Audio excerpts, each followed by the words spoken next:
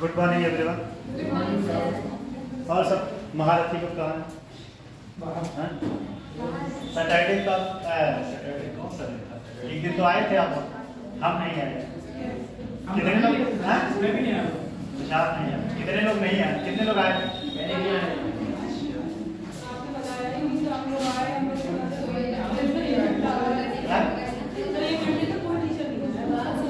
हाँ, गलती मेरी है कि हम इन्फॉर्म नहीं कर पाए।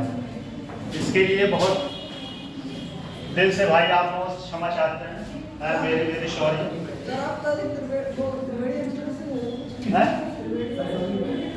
क्या है ऐसे क्या पता है?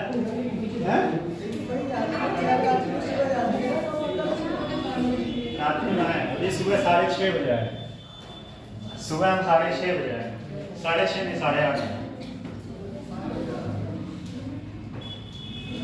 ये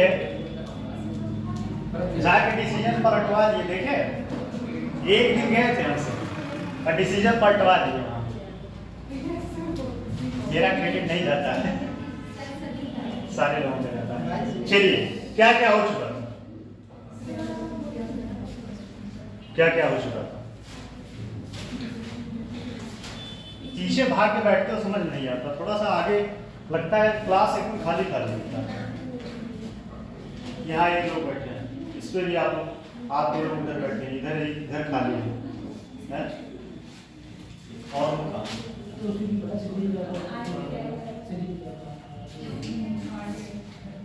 सीट तो खाली है।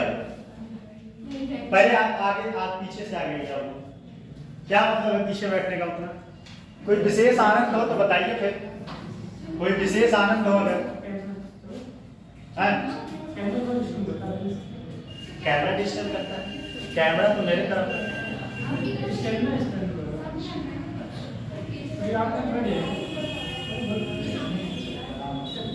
अभी आरओ डिसीजन नहीं है। अभी आरओ पे जो है एक समिति गठित की गई है और वह समिति जो है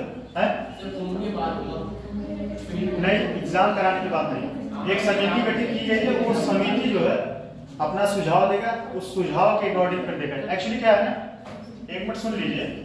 आप इन लोगों के लिए गए थे, फालतू में इतना पैसा नहीं खर्च करके। उसमें जो है समिति जब सुझाव देगी, एक्चुअली क्या है उसमें जो है लड़के ज्यादा आ रहे हैं, 10.69 लाख लड़के। मतलब कितना हुआ? कौन बताएगा? आप बताएं नीचे बेस से। आज तो हमें लगता है आज पहली बार आप आए। क्या नाम है आपका? रचना। अच्छा, इसके पहले क्लास नहीं की?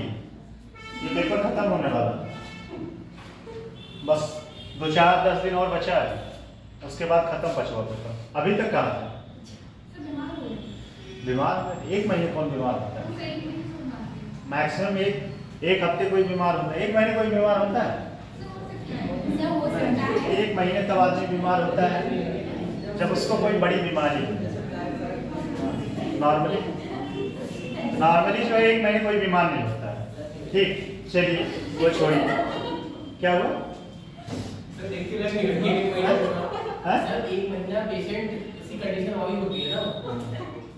एक महीने, चलिए छोड़िए उसको, वो टॉपिक नहीं है।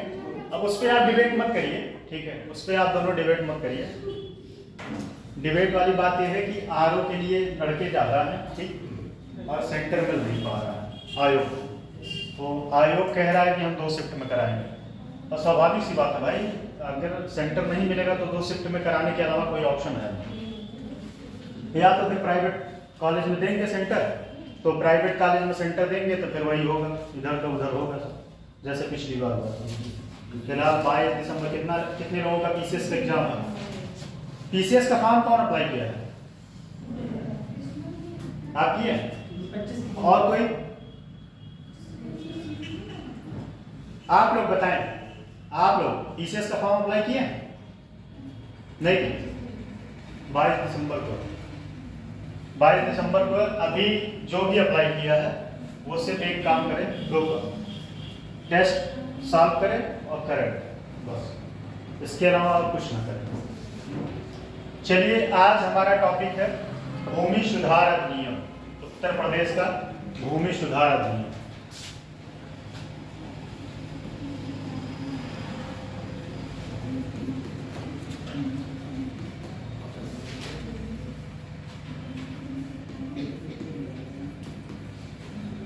अधिनियम।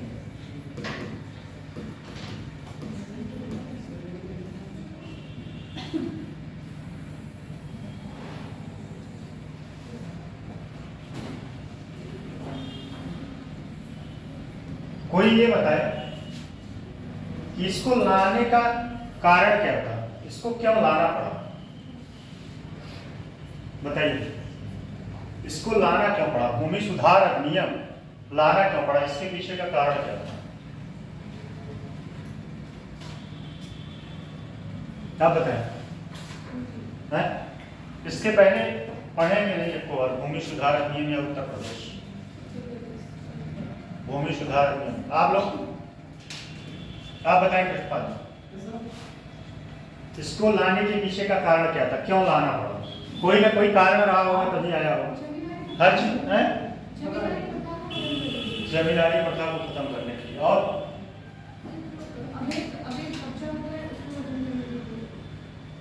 आप जमींदारी प्रथा को खत्म करने के लिए साथ ही साथ जो गरीब लोग हैं जिनके पास जमीन नहीं है उनका मालिकाना हक के लिए किसान जैसे व्यवस्थित काल में जो खेती करते थे उनको जमीन मालिकाना हक नहीं था। तो भूमि सुधार का मेन मतलब वही थे, जमींदारी का काम करता है किसानों को उनका मालिकाना हक दिया, किसान को उनका उनकी जमीन वितरित करना, संसाधन का वितरण। और जो एक नियम गया है ना भूमि सुधार, एक्चुअली क्या था कि पहले लोग जो है किसी की जमीन हड़प लेते थे, ठीक है, या मतलब ऐसे कह सकते हैं कि उनकी जमीन ले लिए, आपके पास पैसे नहीं है, आप जो है उधार के यहाँ से जमीन बाद में हड़प ली। तो ये सब सारा कानून था, इसके वजह से इसको लाने के पीछे ये था कि जिसकी जमीन है, ठीक, उस जमीन पे उस व्यक्ति का हक होगा। किस तरीके से? कागजी रूप से, ठीक, कागजी रूप से हक होगा तभी। जैसे आज देखिए आप रजिस्ट्री कराने जाते हैं तो कितने दिन का वो टेन ओवर होता है कि आप जो है खारिज दाखिल कितने दिन बाद होता है, कौन बताएगा? 15 दिन होता है, पता नहीं चल होगा 15 दिन, शायद 15 दिन से ज्यादा कुछ होता है, 45 दिन शायद होता है। 45 दिन में अगर आप मतलब कोई जो है कंप्लेंट कर दे कि ये जमीन मेरी है तो खारिज दाखिल जो होता है वो कैंसिल हो जाता है। अगर आपने किसी जमीन पर रजिस्ट्री कराया है, ठीक, तो उसमें क्या होता है, खतरा खतौनी में जिसका नाम रहेगा, ठीक, खतरा खतौनी में जिसका नाम रहेगा वही उसका उस संपत्ति का मूल रूप से उसका हकदार होगा, ठीक। तो ये 2-3 पॉइंट जो ये बताए हैं वो सही है। पहली बात तो जमींदारी प्रथा को खत्म करने के लिए। अच्छा, जमींदारी प्रथा क्या थी? ये आपका हिस्ट्री में पढ़े होंगे। जमींदारी और जजमानी में अंतर क्या होता है, कौन बताएगा? जमींदारी और जजमानी,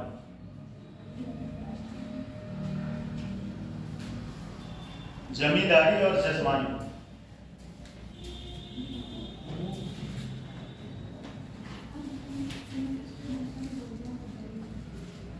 आप लोग बताएं।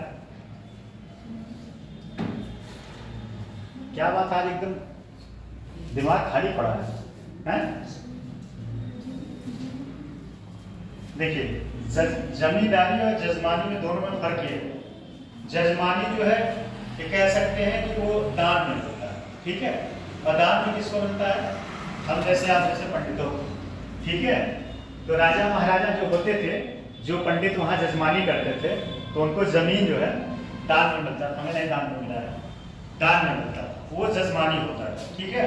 कि जैसे मान लीजिए कोई राजा है, आपको दे दिया 5 बीघे है, भाई पंडित जी आप 5 बीघे के आप जोतिए बोलिए, ये सब आपकी संपत्ति है, ठीक है।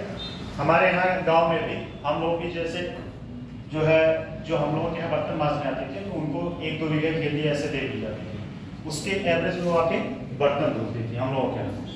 तो आज भी दिया गया है, लेकिन कोई धुलने नहीं आता, लेकिन दिया आज भी है।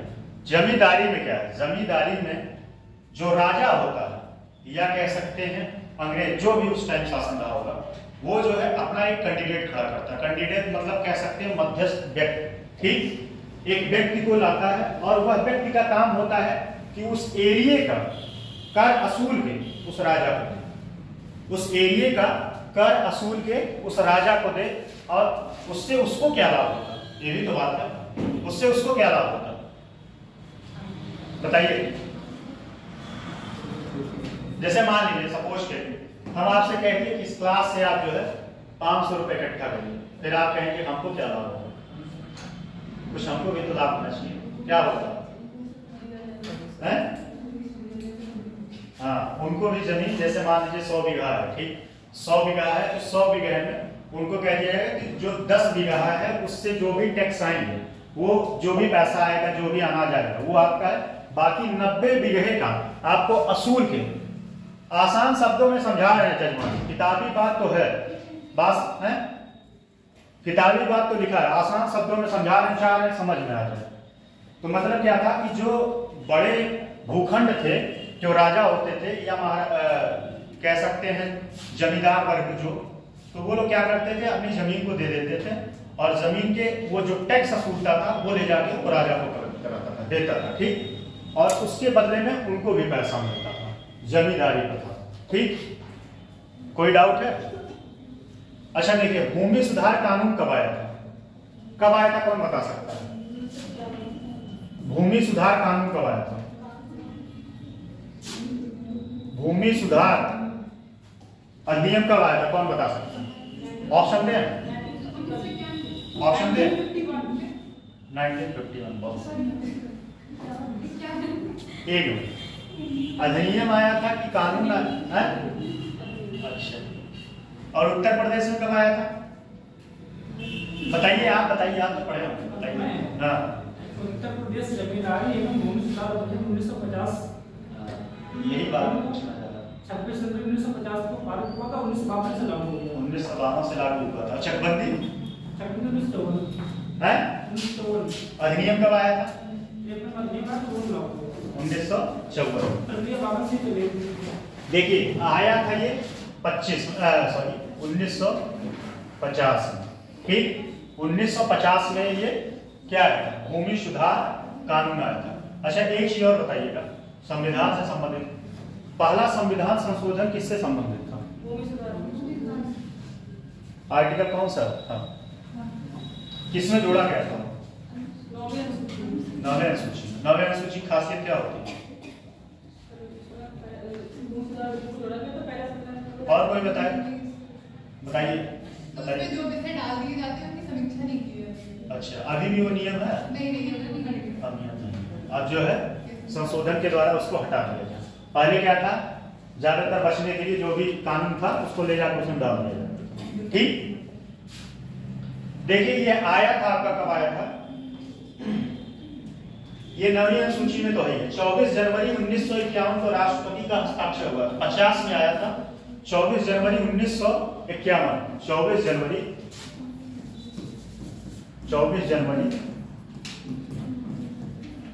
1951 को कौन, राष्ट्रपति महोदय ने इस पे सिग्नेचर किया था, ठीक।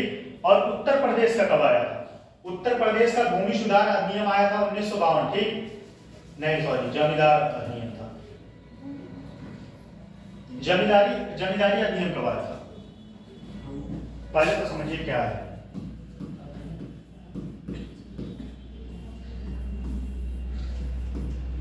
फिर उसके बाद विशेषता।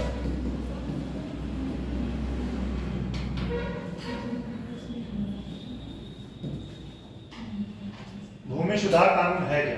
लिखिए इसमें, भूमियों का पुनर्वितरण करना, भूमियों का पुनर्वितरण करना,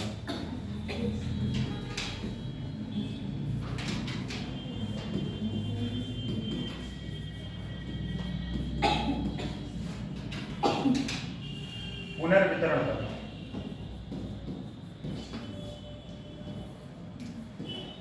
दूसरा पॉइंट इससे लिखिएगा, दूसरा पॉइंट अभी समझा देंगे। भूमि सुधार के माध्यम से, भूमि सुधार के माध्यम से कृषि को भूमि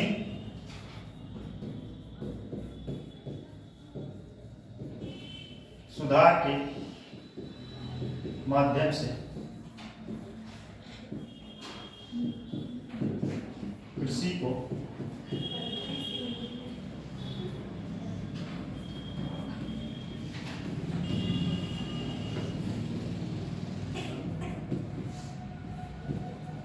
प्रदान करना, ठीक। विशेषता में देख लीजिए क्या क्या, विशेषता में जमींदारी प्रथा का उन्मूलन, जमींदारी प्रथा का उन्मूलन।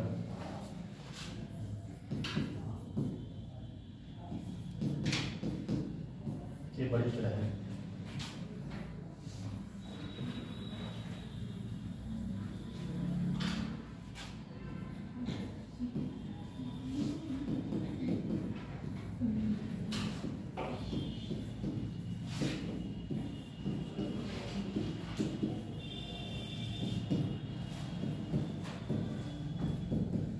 उन्नीस सौ इक्यावन में कानून आया था और 1952 में राष्ट्रपति 1951 में आया, 52 में लागू हुआ था। ठीक है, 52 में लागू हुआ था। खेती के अधिकार का सुरक्षित करना, खेती के अधिकार को सुरक्षित करना।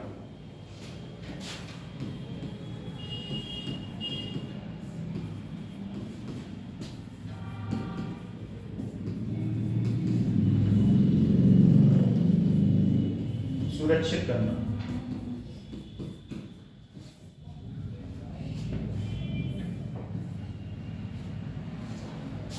पहले देखिए भूमियों का वितरण करना क्या।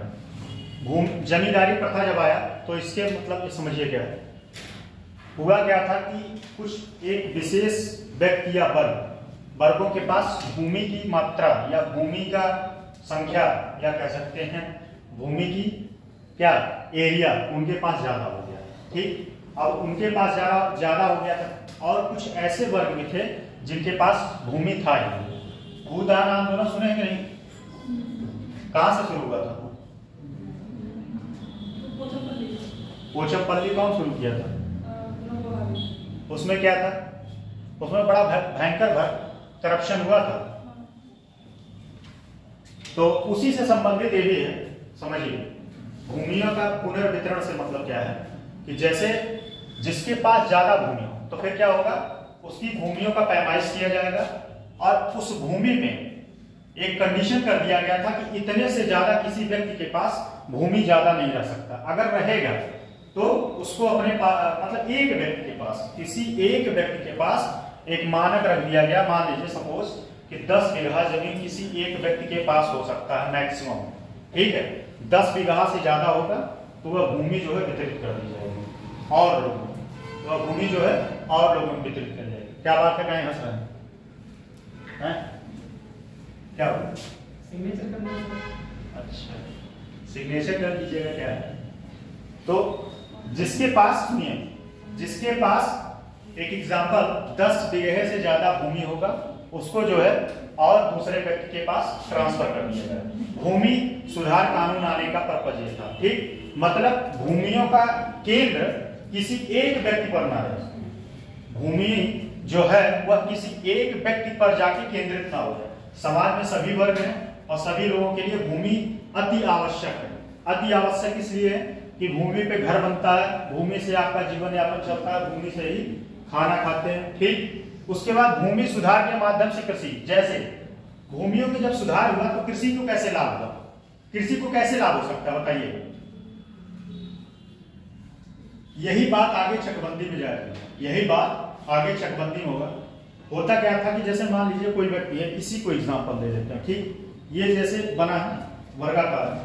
अब चकबंदी में क्या है कि एक मान लीजिए प्लाट आपका यहाँ पे, एक प्लाट वहां पे, और इससे क्या होता था कि उससे जो है पैसा भी इन्वेस्ट होता था ज्यादा, संसाधन का दोहन भी होता था और सही से कृषि हो नहीं पाता था। सही से कृषि हो नहीं पाता था।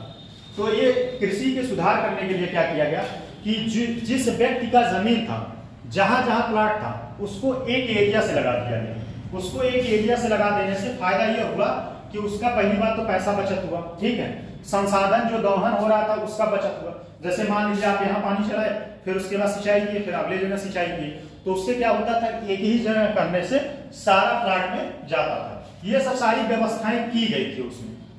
व्यवस्थाएं मतलब इन सब व्यवस्थाओं को ध्यान में केंद्रित रख के ये भूमि सुधार कानून आया था। ठीक, उसके बाद जमींदारी प्रथा का विशेषता क्या था? जमींदारी प्रथा तो जैसे पहले ही बता दिया, जमींदारी प्रथा क्या था? आया था 1951 में और लागू कब हुआ था? 1952 में। 1952 होता क्या था कि जो व्यक्ति कर या लगान नहीं दे पाता था उसकी भूमि जो है जब्त कर दी जाती थी। भूमि जो है वो पढ़े नहीं, गोदान पढ़े हैं कोई? गोदान। गोदान हिंदी साहित्य में है। गोदान में यही था। कौन कौन था उसमें कैरेक्टर? धनिया था। धनिया उसकी वाइफ थी। हाँ, और कौन था? होरी था। और कौन था? कौन पढ़ाया गोदान? गोदान बहुत अच्छा है और ये इसी पे संबंधित है, जमींदारी प्रथा पे। है जमींदारी प्रथा पे ही था। तो चलिए जमींदारी पे आते हैं। जमींदारी में क्या था कि मतलब क्या था, क्या बताइए। किस भूमि का केंद्रण किसी एक व्यक्ति के पास था, ठीक है, और कोई किसी की संपत्ति को हड़प ना पाए। कोई किसी की संपत्ति को, मान लीजिए किसी को कर लगाया गया, मान लीजिए 10 रुपया कर लगाया गया, पता चले वो 10 रुपया नहीं अदा कर पा रहा है, तो आप क्या किए, उसकी भूमि को अधिग्रहण कर दिए। ये सब सारे चीजों से छुटकारा दिलाने के लिए जमींदारी कानून आया था, ठीक है। इसमें एक है खेत के अधिकार को सुरक्षित रखना। उसी बात को, खेत के अधिकार को सुरक्षित रखना क्या, जैसे मान लीजिए टैक्स लगाया गया, आप मान लीजिए कोई पट्टे पे जमीन लिया है, ठीक है, पट्टे पे पट्टे को मतलब समझते हैं नहीं, क्या बताइए। ग्राम समाज की नवीन प्रति भूमि होती है, पट्टे पे कैसे दिया जाता है उसके प्रोसेस। सर्वप्रथम किसी भी ग्राम पंचायत के द्वारा भूमि प्रबंधन समितियां होती हैं। ग्राम पंचायत में 6 समितियां होती हैं, इसमें एक होती है भूमि प्रबंधन समिति। हमें 2 समिति पढ़ना था, हमारा 2 समिति है। भूमि एक ग्राम पंचायत और बहुत बोलिए। तो ग्राम पंचायत की भूमि प्रबंधन समिति जो है मीटिंग बुलाती है, मीटिंग बुलाकर एक प्रस्ताव पास करती है। राज्य सरकार 2006 की धारा 37 के अनुसार जो है उसमें ग्राम पंचायत के उन पात्र व्यक्तियों का वरीयता वरीयता कैसे दी जाती है? सबसे पहले उसका नियम 37 का 1 नंबर ये भी कहता है कि जो लोग फौजी हैं, जो शहीद हो गए हैं, पहला वरीयता उनको दिया है। दूसरा आपका SC ST लोग जो है, दूसरा जो विकलांग होते हैं, सेना में विकलांग हो गया उनको नहीं, सेना नहीं, कहीं से जो दूसरा विकलांग है उसको वरीयता। तीसरा आपका SC ST आ जाता है, चौथा आपको OBC आ जाएगा, OBC नहीं उसमें, और उसके बाद तीसरे तक। तो पट्टा ऐसे ही दिया जाता है। गांव में तालाब देखें नहीं, पट्टा उसका भी ऐसे ही जाता है, ठीक है। चलिए कुछ बातें लिखिए, नहीं तभी टाइम खत्म हो जाएगा, आज ही खत्म करना है इसको, और जो पॉइंट आएगा समझा देंगे, ठीक है। इसमें कुछ बहुत रॉकेट साइंस नहीं है, सही बात है, इसमें सब फैक्ट ही फैक्ट है। देखिए भूमि, उत्तर प्रदेश में भूमि सुधार एवं इसका प्रभाव, भूमि सुधार एवं इसका प्रभाव।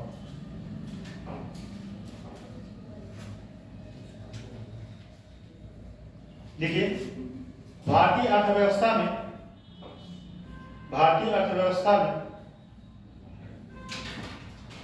कृषि क्षेत्र को महत्वपूर्ण भूमिका, कृषि क्षेत्र का महत्वपूर्ण भूमिका। देखिए घबराइए मत, लिखवा रहे हैं, जो पॉइंट आएगा मैं समझाऊंगा, टेंशन मत लीजिए, ठीक है। ये नहीं छपवाते रहेंगे, लेकिन इसको आज ही खत्म करना, समस्या इस बात का है, इसको आज ही पढ़ाना, समझाना, खत्म भी करना। कृषि के विकास से गांव, शहर और देश का विकास संभव है। कृषि के विकास से गांव, शहर और देश का विकास संभव है।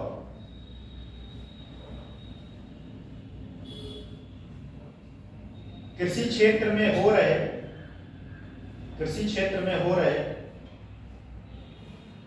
नवीन अनुसंधानों, कृषि क्षेत्र में हो रहे नवीन अनुसंधानों, तकनीकों एवं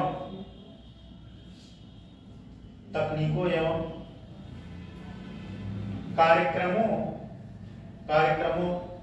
ने कृषि उत्पादकता में वृद्धि की। भारत में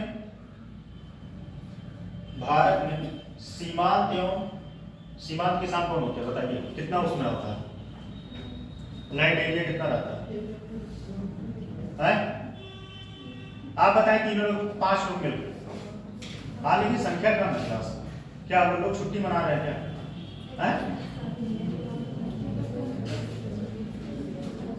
बताइए, लघु किसान, सीमांत किसान, ये आता है एग्जाम में, वनडे में जरूर पूछता है।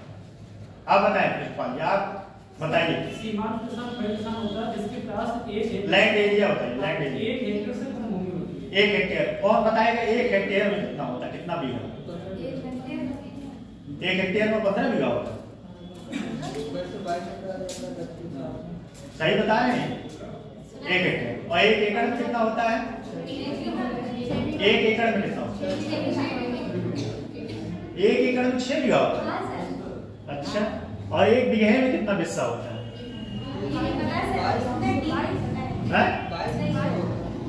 हर जगह अलग अलग होता है। जैसे हम लोगों के यहाँ चलता है 20 बिस्सा, कहीं कहीं जो 18 चलता है, कहीं कहीं 16। यहाँ पे 16 होगा। पीलीभीत, सीतापुर, सारे जगह 16। हमारे यहाँ आप 6 बता रही, हमारे यहाँ 3.5 होता, तभी तो मैं कंफ्यूज हो गया। तभी तो हम कंफ्यूज हो गए। वहाँ 3.5 बीघा। यही यूपी से।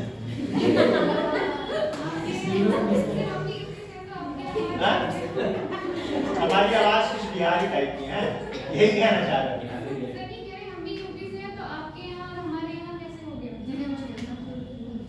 आप कहाँ से हैं? यूपी से। नहीं तो हम पीलीभीत से नहीं हैं। चलिए, हमारी जगह को क्या करेंगे? देखिए भाई, टाइम वेस्ट मत करिए। आज वो बात करने बड़ा मजा आता है, सच में। हमें लगता है 1 घंटे अगर हम बात करें तो बहुत मजा आएगा, है क्लास से ज्यादा मजा आता है। और जो कि जहर का काम होता है बात, सच बता रहे हैं, आपके भविष्य के साथ है। लिखिए आगे। भारत में सीमांत एवं लघु कृषकों की संख्या अधिक है। लघु कृषकों की संख्या अधिक है। लघु कृषकों की संख्या अधिक है, जिसको उन्नत तकनीक का अपेक्षित लाभ नहीं मिल पा रहा है। अपेक्षित लाभ नहीं मिल पा रहा है। इन सीमांत एवं लघु कृषकों के विकास में भूमि सुधार जोतों का आकार और भूमि सुधार जोतों का सीमांत एवं लघु कृषकों के विकास में भूमि सुधार जोतों का कम आकार और भूमि का ऊषण और बीहड़ अथवा अन्य समस्याएं बाधा बनकर अन्य समस्याएं बाधा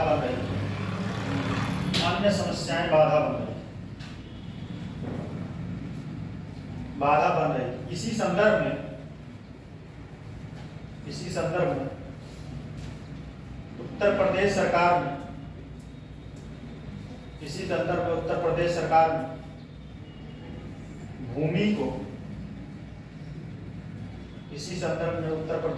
ने भूमि को समाज के सभी वर्गों को प्रदान करने हेतु समय की मांग के अनुसार कुछ व्यवहारिक एवं संतुलित जन उपयोगी कदम उठाए।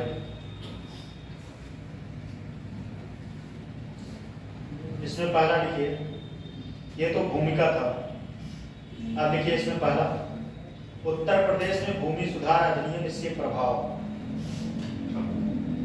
उत्तर प्रदेश में भूमि सुधार अधिनियम और इसके प्रभाव। Land reforms act and it's impact on in Uttar Pradesh Land Reforms Act and its impact in Uttar Pradesh। लिखिए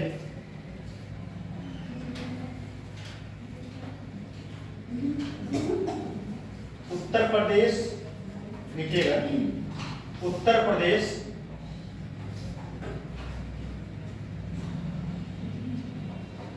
जमींदारी उन्मूलन एवं भूमि सुधार अधिनियम, उत्तर प्रदेश जमींदारी उन्मूलन एवं भूमि सुधार अधिनियम 1950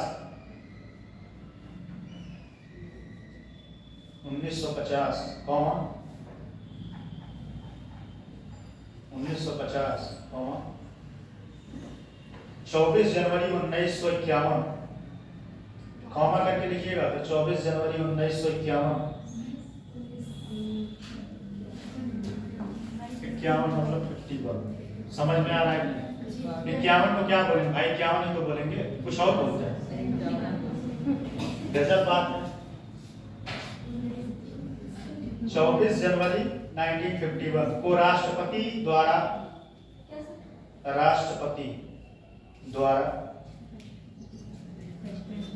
हस्ताक्षरित किया गया।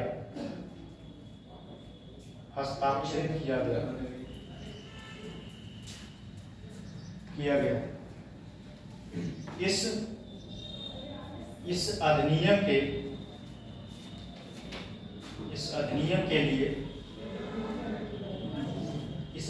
के लिए निहित आदेश 1 जुलाई, ये आपका तीनों फैक्ट जो है एग्जाम के पॉइंट ऑफ व्यू से बहुत इंपॉर्टेंट है, चाहे आरओ होगा, चाहे लेखपाल होगा, तो चाहे बीपीओ। बीपीओ फुल फॉर्म क्या होगा बताइए?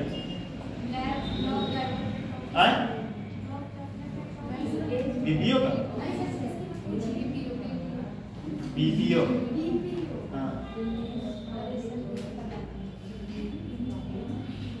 विलेज प्रोग्रामिंग ऑफिसर, सही बताएं गलत?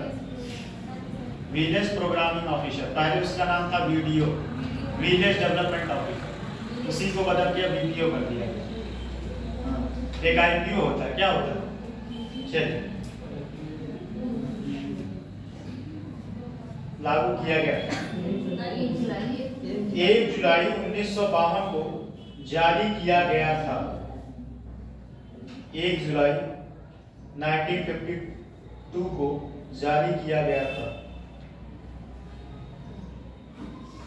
पूर्णविराम।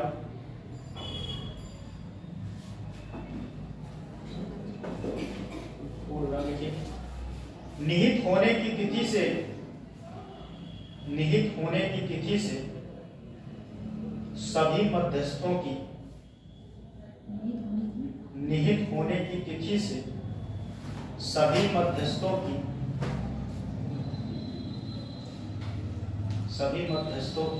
सभी उपाधियों का, ये जो जमींदार वर्ग में ये सब नाम था ना, ये सब खत्म हो गया। कोई आपके गांव जमींदार है? जमींदार हो जाके केस कर दिया, ये जमींदार लिखता दिया अपने आप है। मध्यस्थ भूमि अधिकारों और हितों, 1 मिनट, कहाँ तक लिखे?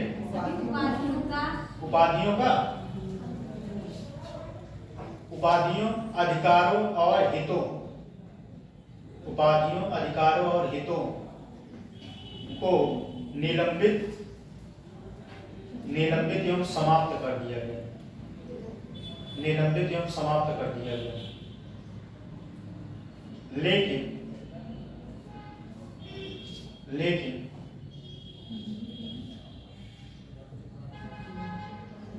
लेकिन एक मध्यस्थ जो अपनी भूमि को बटाई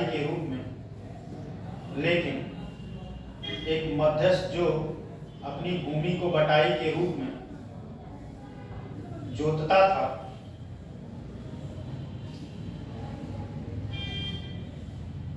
अथवा स्वयं खेती करता था, उसे भूमि का स्वामित्व दिया गया था। इस अधिनियम को दो भागों में बांटा गया। इस अधिनियम को दो भागों में बांटा गया।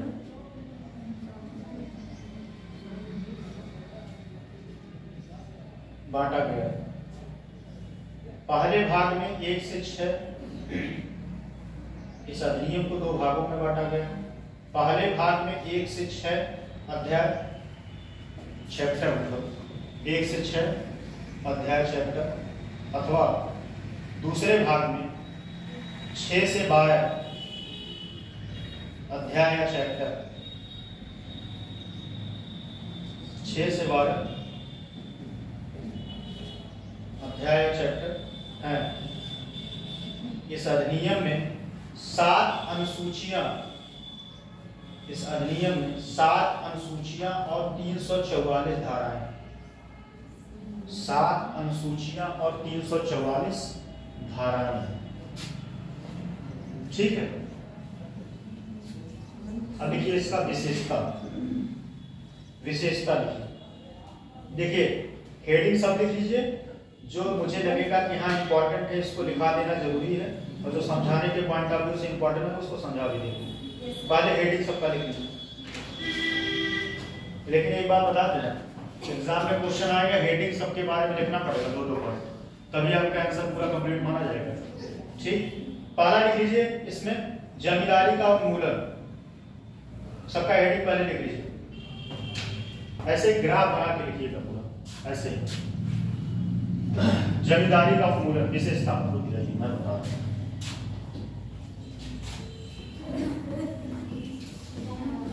विशेषता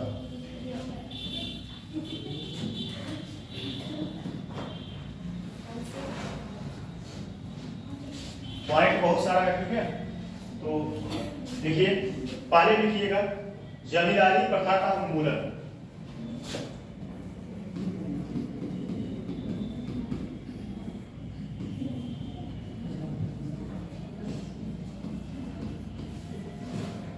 जमींदारी प्रथा का उन्मूलन। दूसरे में लिखिएगा, दूसरे खेती के अधिकार सुरक्षित, खेती के अधिकार सुरक्षित।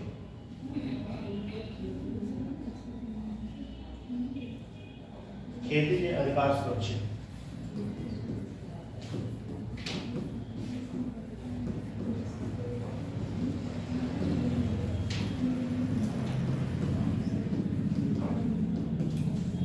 खेती के अधिकार सुरक्षित थोड़ा एक बोरिंग चैप्टर है, क्योंकि इसमें जो है बहुत कुछ है नहीं। खेती के अधिकार सुरक्षित हमें लगता है बहुत सारे लोग पहली बार पढ़ रहे हैं। कितने लोग पहली बार पढ़ा लैंड रिकॉर्ड है?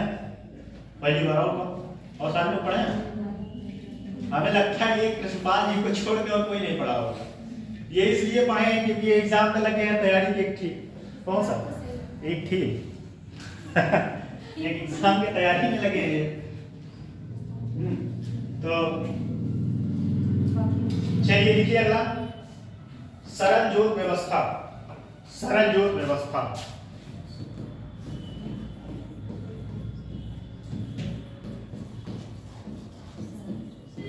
व्यवस्था, सरल जोत व्यवस्था।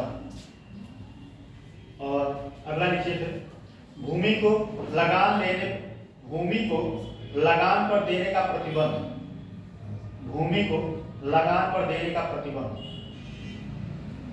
भूमि को लगान पर देने का प्रतिबंध, प्रतिबंध।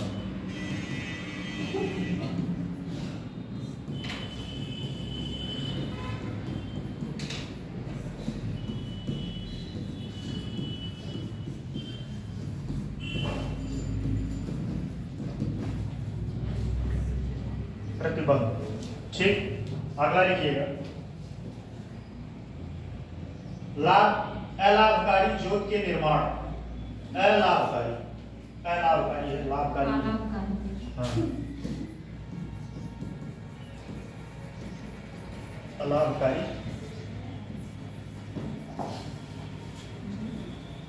अलाभकारी जोत। जोत नहीं लिखे हैं, गलत लिखे हैं, मुझे पता है, अभी जा रहे हैं सही है। देखिए अलाभकारी जोत के निर्माण पर प्रतिबंध, अलाभकारी जोत के निर्माण पर प्रतिबंध।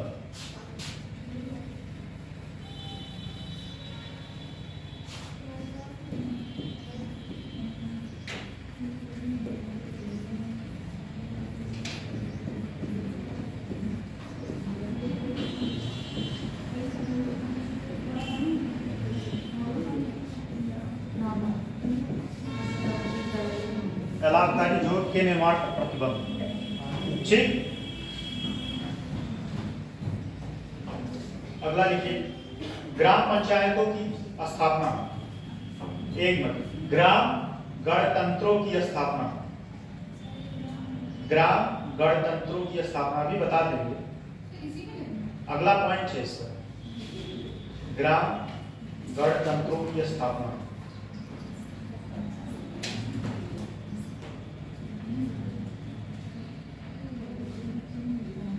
इसी में फिर अगला लिख लीजिए, उत्तराधिकार के लिए एक समान नियम। अगला पॉइंट, उत्तराधिकार के लिए एक समान नियम। ठीक, देखिए जो इसमें इंपॉर्टेंट है उसको मैं समझा भी दे रहा हूं, लिखवा भी दे रहा हूं। जमींदारी को इंपॉर्टेंट है, ठीक है, जमींदारी जैसा कि पहले बता ही चुके, जमींदारी लिख लीजिए, उसके बाद वाले बता दें। लिखिए, पहला पॉइंट इसमें जमींदारी प्रथा का उन्मूलन। इसका की पॉइंट लिखेंगे कि पूरा लिखेंगे, बताइए। की पॉइंट लिखवा दें तो उसी के नीचे एरो मारिए। ये बताइए, की पॉइंट लिखाने का मतलब आंसर तो लिख लेंगे ना, नहीं तो ये पॉइंट मत के रह जाए, हैं? लिख ले। अच्छा हाँ, उस दिन मैं एक क्वेश्चन दिया था, कौन सा क्वेश्चन दिया था, और उसका सारे का की पॉइंट लिखवाया था। हाँ, कौन लिख के लाया? ईमानदारी आप लिख के लाई, बहुत अच्छा। अब एक दिन सच में चुल्लू भर पानी के बाद सारे लोगों को चुल्लू भर पानी हाथ में दिलवाएंगे, हैं? अच्छा, चुल्लू भर पानी में कैसे कोई मर सकता है?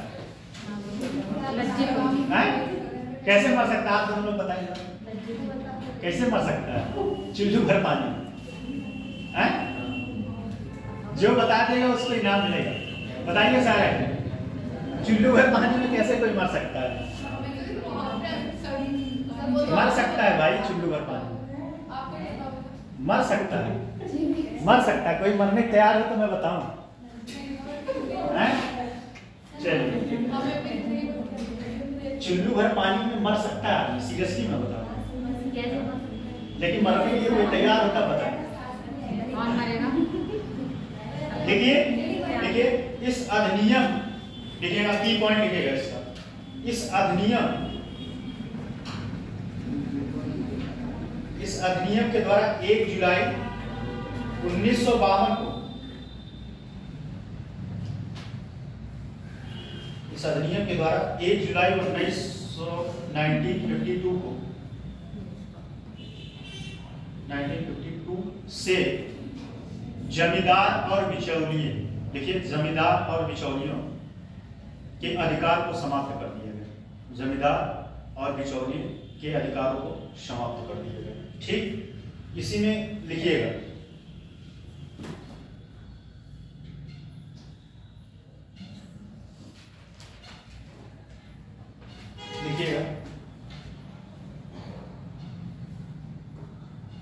अगला पॉइंट लिखिए, जो जमींदार, देखिए जो जमींदार 10,000, उसी में 10,000 रुपए से ज्यादा कर देता था, अगर उसको इस योजना के तहत, मतलब इस अधिनियम के तहत हानि होती है तो उसे उसके जमींदारी का 8 गुना पैसा मिलता था। बात समझिए इसको, जैसे सबको नहीं, जो जमींदार 10,000 से ज्यादा कर जमा करता था, ठीक, अगर उसको जमींदारी कानून लागू हो गया, ठीक, अगर उससे उसको नुकसान हुआ तो जितना मान लीजिए 10,000 रुपया जमा करना था, 80,000 रुपया उसको सरकार देती, ठीक, सब्सिडी में ऐसा, ठीक। इसमें एक की पॉइंट और लिखिए,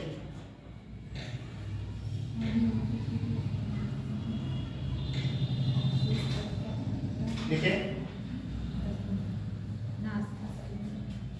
यह राज्य सरकार, अगला पॉइंट, यह राज्य सरकार द्वारा देय था, क्या मुआवजा, जो मुआवजा था वह राज्य सरकार द्वारा देय था। इन पॉइंटों के आधार पर जमींदारी प्रथा लिख लेंगे कि नहीं? लिख पाएंगे नहीं? कितने लोग लिखे सक्षम है बताइए? इस की पॉइंट के आधार पे जमींदारी उन्मूलन अगर लिखना हो आपको तो लिख लेंगे कि नहीं? बताइए तो, बताइए थोड़ा कैसे लिखा जाए, बताइए आप लोग बताएं, बताइए आप बताइए। उसके बाद कहते हैं की पॉइंट पर, की पॉइंट दिखाने का मतलब है कि कम से कम उसका यूज कर पाइए, नहीं तो की पॉइंट से, की पॉइंट होता है ताला खोलने के लिए, ठीक है? पता चले आपको जो है लॉक ही नहीं खोल पा रहे हैं, क्या मतलब? लिख लेंगे ना। चलिए अगला पॉइंट, सरल जो अगला है खेती के अधिकार को सुरक्षित करना, ठीक? इसको समझ लीजिए। इस अधिनियम में क्या था, जो जमींदार और ठेकेदार थे, ठीक है, वो जो जमीन को हड़प लेते थे उससे इसको सुरक्षा प्रदान किया गया, किसको? किसानों को, ठीक है? इस नियम के द्वारा अब जो है कोई किसी का जमीन हड़प नहीं सकता, कोई किसी का जमीन हड़प नहीं सकता था। बात समझ में आ रहा है? नहीं नहीं पता चले हवा हवाई में सब उड़ जाए। सीरियसली बताइए, समझ में आ रहा है कि नहीं? एक बार तेजी से बोलिए, सारे लोग एक साथ। आ रहा है ना? अगला पॉइंट है सरल जोत व्यवस्था। इसमें की पॉइंट लिखिए, सरल जोत व्यवस्था में लिखिए की पॉइंट। इस अधिनियम के माध्यम से, इस अधिनियम के माध्यम से इस अधिनियम के माध्यम से लगता है हमें हिंदी बोलना छोड़ देना पड़ेगा। 14 सरल जोत व्यवस्था, सरल जोत व्यवस्था 14, ठीक? इस अधिनियम के माध्यम से 14 पुरानी योजनाओं को, 14 पुरानी जमींदारी जोत व्यवस्था को समाप्त कर दिया गया।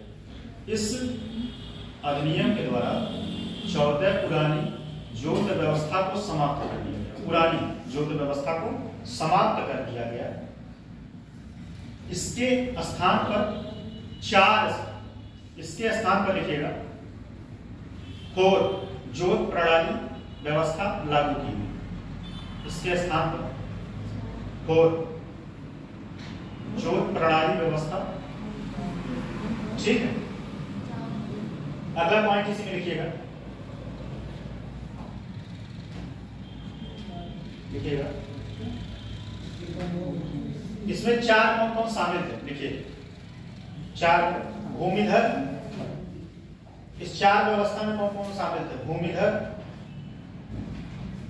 सरदार, सरदार सरदार, भूमिधर, भूमिधर, भूमिधर, सरदार, ठीक? समझ रहे हैं? भूमिधर, सरदार और असामी। सरदार नहीं लिखे क्या? सही तो लिखे ना भाई। असामी अलग अलग भाई है। ये एक हो गया, 4 व्यवस्था किया गया था ना, 14 के लेकर के 4 आया था ना, तो उस 4 को डिवाइड किया। पहला हो गया भूमिधर, दूसरा सरदार, तीसरा लिखिए असामी, तीसरा असामी, और चौथा है आदिवासी।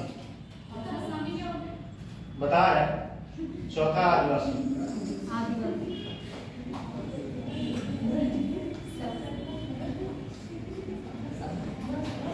आसामी मतलब वही है, आसामी मतलब वो असम वाले नहीं। जैसे कोई, ऐसे समझिए, जैसे कोई नेवासा जानते हैं? कौन जानता है नेवासा? क्या होता है? कौन नेवासेदार पे शादी करना चाहेगा? तब बताएं, समझाएं इसको। नहीं पता? ये होता है कि जैसे अगर मान लीजिए किसी के घर उसके भाई नहीं, ठीक? भाई नहीं है तो जो शादी होता है उसके यहाँ, उसकी संपत्ति का हकदार उसका हस्बैंड, या ऐसे समझिए कोई मान लीजिए कोई ननिहाल में किसी के मामा नहीं, ठीक? मामा नहीं है तो संपत्ति का अधिकार उसकी बहन का हो जाता है, ठीक? आसामी यही थी। बात समझे कि नहीं? यस सर, बहुत अच्छे। और आदिवासी, आदिवासी तो पता ही, आदिवासी के बारे में पता ही है, ठीक। 4 श्रेणियों में आदिवासी किसको नहीं पता है भाई? जिसको आदिवासी ना पता हो तो फिर जाके वो दिमाग का इलाज कराए। लिखिए यार, उसी में लिखिए, अगला बात करेंगे आप तो खत्म नहीं होगा, सही बता रहे हैं। उसी में लिखिए आदिवासियों को, उसी में अगला पॉइंट में लिखिए आदिवासियों को चौथी श्रेणी को, आदिवासियों की चौथी श्रेणी को कब जोड़ा गया? आदिवासियों की चौथी श्रेणी को बाद में 1954 में एक संशोधन द्वारा जोड़ा गया था। 1954 1954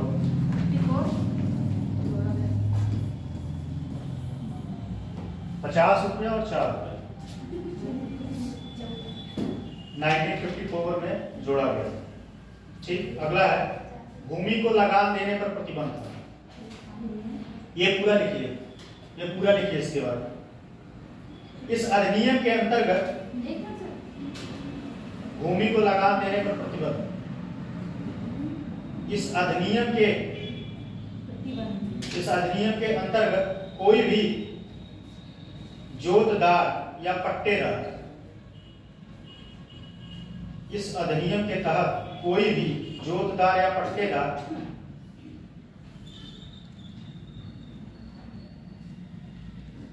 तब तक, मतलब जब तक जोतदार या पट्टेदार जब तक धारा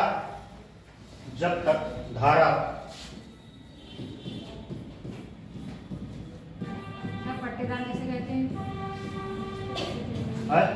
पट्टेदार किसे कहते हैं? हाँ, ये बात तो सही आप पूछी। पट्टेदार वो होता है जो भूमि को पट्टे दे देता है। कॉन्ट्रैक्ट फार्मिंग जानते हैं? पट्टेदार मैं समझा रहा हूँ, समझिए। जैसे समझिए, मान लीजिए एग्जाम्पल दे रहे हैं नेहा जी पट्टेदार, आपके इनके पास जमीन, मान लीजिए आपके पास 10 बीघा, ये आई आपसे जमीन पट्टे पे लीजिए, कहेगी जो है आपका 10 बीघा हमको दे दीजिए और आपको इतना पैसा महीने साल में देंगे, और उस जमीन का अब ये अपने हिसाब से उस पर फार्मिंग करेंगे। जमीन का पट्टा होता है, जैसे जमीन आपका रहेगा, ठीक, ये ले लेंगी अपने पास, ये ले लेंगी, उसके बाद आपको उसके एवरेज में पैसा देंगे। अब ये इनके ऊपर डिपेंड करता है ये कौन से वहां पे कृषि करेंगे, उसमें आप इंटरफेयर नहीं करेंगे, आपको सिर्फ पैसे मिलते हैं।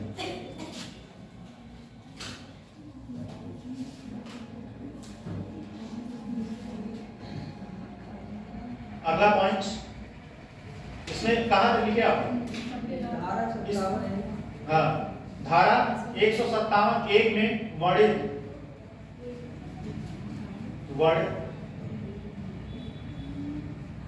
अक्षम व्यक्ति न हो। धारा 157 सब क्लास 1 में वर्णित अक्षम व्यक्ति न हो। अक्षम मतलब एक होता है सक्षम, एक होता है अक्षम। अक्षम कौन होता है? हाँ, जो सामा बना हो। अब अक्षम किसी तरीके से हो सकता है, पैसे से हो सकता है, धन बल, उसके बाद शारीरिक रूप से भी हो सकता है। इतना छोटी छोटी बात नहीं समझ में आता भाई, तब आप लोग क्या बताएं? व्यक्ति न हो अपनी भूमि को लगान या किराए पर, अपनी भूमि को लगान या किराए पर दे नहीं सकता। अपनी भूमि को लगान या किराए पर दे नहीं सकता है। यदि वह ऐसा करता है तो उसके अधिकार समाप्त हो जाएंगे। यदि वह ऐसा करता है तो उसके अधिकार समाप्त हो जाएंगे, किसके? उस भूमि पे, ठीक। अगला है भूमि के अधिकार संचय पर प्रतिबंध।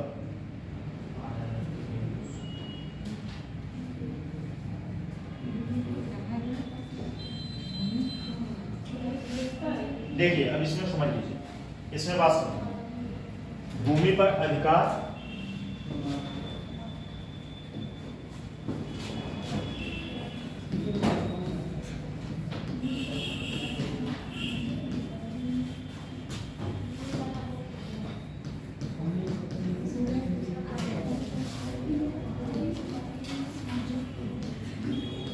देखिए समझिए, क्या आप लोग बात कर रहे हैं बताइए। क्लास से ज़्यादा इंपॉर्टेंट बात हो तो हम भी सुन ले। क्या बात कर रहे हैं बताइए। सर नीचे आंसर दीजिए, क्या बात कर रहे हैं? अगर कुछ ज़्यादा इंपॉर्टेंट तो हम भी यहाँ बैठ के सुनेंगे। भूमि पर अधिकार संचय, समझिए इस बात को। इसमें जो है भूमि का पट्टा, बात समझिए, भूमि का पट्टा 12.5 से ज्यादा नहीं दिया जा सकता। 12.5 एकड़, बात समझिए, 12.5 एकड़, 12.5 एकड़ से ज्यादा भूमि का पट्टा नहीं दिया जा सकता। इससे कम रहेगा तो आप दे सकते हैं, इससे अधिक दिए तो अपने अधिकार से वंचित हो जाएंगे। ठीक है, अपने अधिकार से वो वंचित हो जाएंगे। भूमि अधिकार संचय, इसमें यही की पॉइंट था, इसको पहले लिख लीजिए और उसके बाद फिर अधिकार, इसमें जो है धारा है बस, और कुछ नहीं।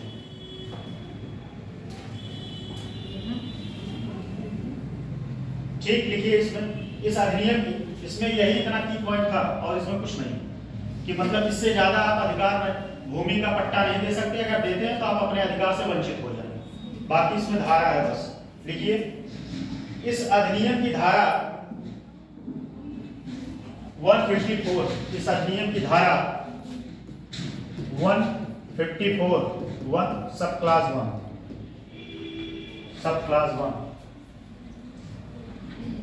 के अंतर्गत भूमि के अधिकार संचय को प्रतिबंधित करने के लिए, भूमि के अधिकार संचय को प्रतिबंधित करने के लिए एक सीमा निर्धारित की गई है। एक सीमा निर्धारित की गई है। एक जोतदार या पट्टेदार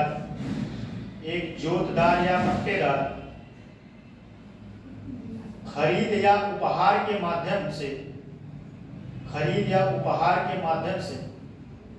12.5 एकड़ से अधिक 12.5 एकड़ से अधिक भूमि का अधिग्रहण नहीं कर सकता। 12.5 एकड़ से अधिक, आप लोग क्या नहीं लिख रहे हैं? आप लिख रहे हैं एकड़ से 12.5 एकड़ से अधिक भूमि का अधिग्रहण नहीं कर सकता। ठीक है, अगला पॉइंट लिखिएगा, अलाभकारी जोत निर्माण पर प्रतिबंध। अलाभकारी जोत निर्माण पर प्रतिबंध, इसमें समझ लीजिए क्या अलाभकारी जोत निर्माण पर प्रतिबंध। ये जो था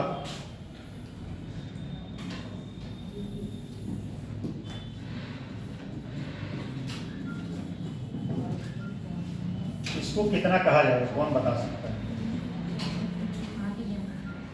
इसको कितना कहा जाएगा? इसको फ्रैक्शन में चेंज करना हो तो कौन कर लेगा?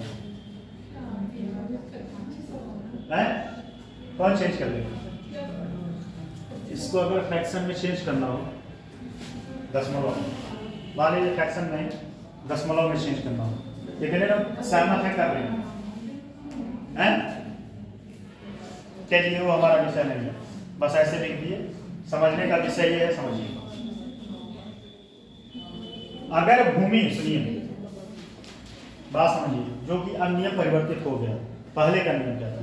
अगर भूमि जो है इतने से कम है, इतना एकड़ से कम है, तो आप उसको बेच या उसको जो है बांट नहीं सकते। क्या नहीं कर सकते? बांट नहीं सकते।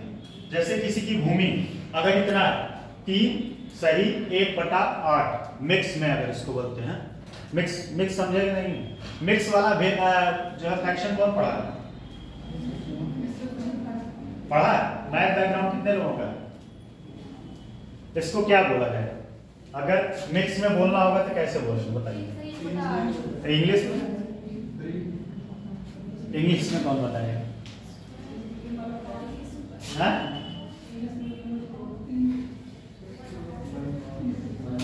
भाई मिक्स फ्रैक्शन और क्या? क्या? चलिए छोड़िए, ठीक है, वो पढ़ना नहीं है आपको। ठीक है, 3 सही 1/8 अगर इससे कम भूमि है या इतना भूमि है तो आप उसको विभाजित नहीं कर सकते। उसके लिए आपको करना क्या है कि आप जो उस भूमि को बेचिए, ठीक, उस भूमि को बेचने के बाद जो पैसा मिलता है फिर उसको डिवाइड करिए, फिर उसको डिवाइड करिए।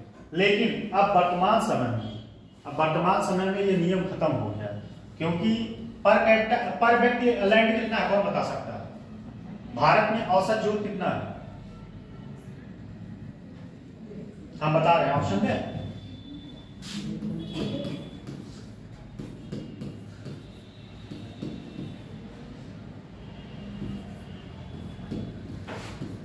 बताइए कौन इसमें सही है?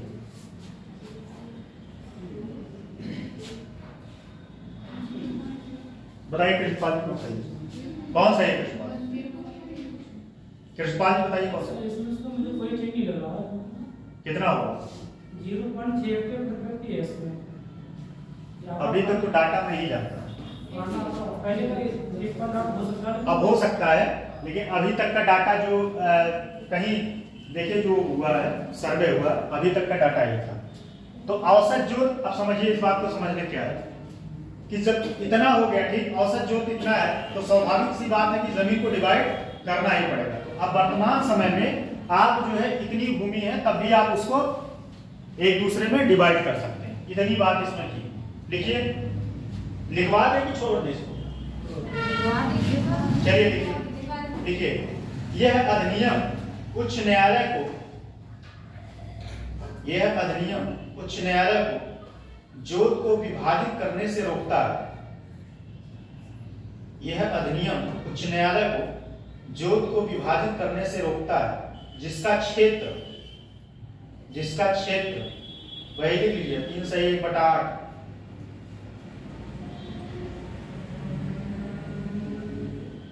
3 से 1/8 एकड़ से कम यदि कम है, यदि बंटवारे की भूमि का कुल क्षेत्रफल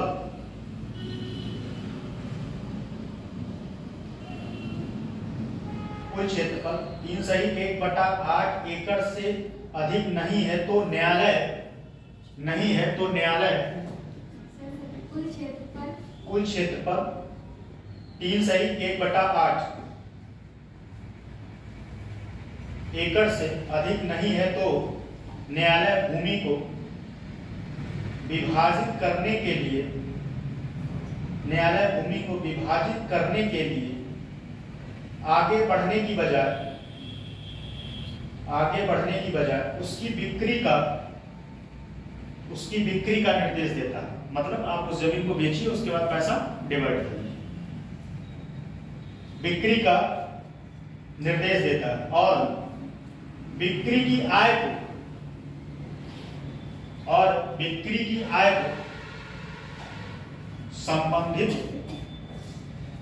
शेयर धारकों या जो भी स्टेक होल्डर हो उसमें विभाजित कर दिया जाए।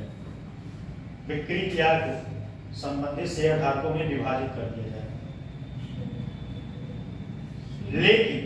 लेकिन वर्तमान समय में बंटवारा 3 सही 1/8 एकड़ 3 सही 1/8 एकड़ को भी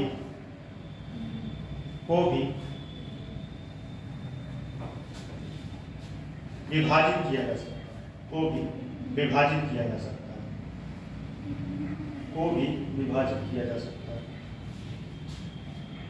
ठीक है।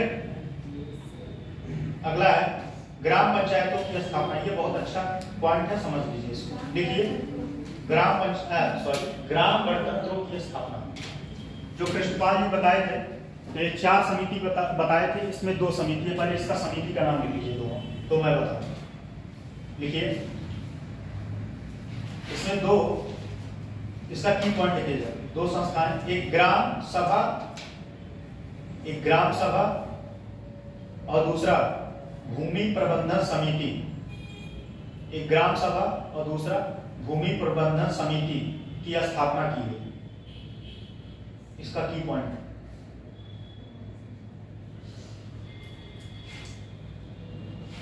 अब समझिए इसको।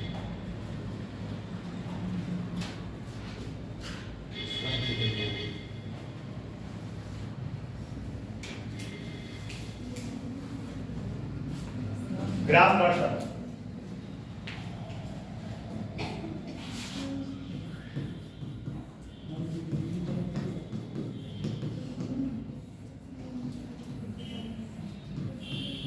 इसका दो किया गया था ना, एक ग्राम सभा,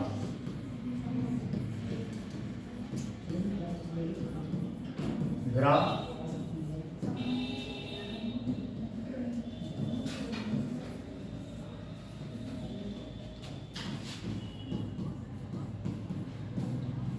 अब समझिए इसका कार्य क्या है इन दोनों का। ये करते क्या थे, जो गांव में जो बची हुई भूमि थी, गांव में ये समिति जो है, गांव में जो बची हुई भूमि थी, जैसे बंजर हुआ, ठीक, तालाब हुआ और खेल का जो ग्राउंड है, वो सबका ये मैनेजमेंट करते थे, ठीक, उन सबका मैनेजमेंट करते थे। जैसे मान, एक और इसमें समझिए बात, जैसे मान लीजिए किसी व्यक्ति को आवास बनवाना है, ठीक है, उसको आवास के लिए पैसा आ रहा है, अब उसके पास जमीन नहीं है, तब क्या किया जाए? अगर उसके पास जमीन नहीं तो बंजर भूमि जो होता था, जो गांव में जो प्लाट खाली रहता था, वह जमीन उस व्यक्ति को अलॉट कर दिया जाता था, वह जमीन जो है उस व्यक्ति को अलॉट कर दिया जाता था। और उसमें कंडीशन था, कौन कौन वर्ग शामिल होता था? गरीबी रूप से जो पिछड़ा वर्ग था, एससी, ओबीसी, एसटी, ये सब उसमें शामिल थे। कौन कौन? आर्थिक रूप से पिछड़ा वर्ग, ठीक, ओबीसी, एससी, एसटी, ठीक, इन लोगों को वो जमीन जो है दे दिया जाता था। गांव में एक बात देखिएगा, जो बंजर भूमि होता है, अच्छा ये चीज डिपेंड करता है, प्रधान चाहे प्रधान दे सकता है। गांव में जो बंजर भूमि होता है उस पर सारे लोग जो है अपना कब्जा जमाना चाहते हैं, तो उसमें प्रधान अगर किसी को कह दिया कि आप इस पर कब्जा करिए, तो उसमें समय होता है, हमेशा के लिए नहीं होता है। 10 साल, 15 साल, 20 साल का पट्टा होता है कि आप 10 साल, 15 साल इस जमीन पे आपका कब्जा रहेगा, ठीक। तो वही काम इसमें होता है ग्राम गणतंत्र में। देखिए इसमें थोड़ा कुछ पॉइंट लिख लीजिए बस। उत्तर प्रदेश पंचायत अधिनियम 1947, उत्तर प्रदेश पंचायत अधिनियम 1947 1947 ने उत्तर प्रदेश जमींदारी उन्मूलन एवं भूमि सुधार अधिनियम, उत्तर प्रदेश जमींदारी उन्मूलन एवं भूमि सुधार अधिनियम 1950 की अधिनियम से पहले दो संस्थाओं, एक ग्राम सभा और दूसरा ग्राम पंचायत, एक ग्राम सभा दूसरा ग्राम पंचायत की स्थापना की गई थी। कब की गई थी? 1947 और 1950 अधिनियम जब नहीं आया था उसके पहले, एक ग्राम पंचायत और एक ग्राम सभा। परंतु इस अधिनियम ने दो नए संस्थाओं, ग्राम सभा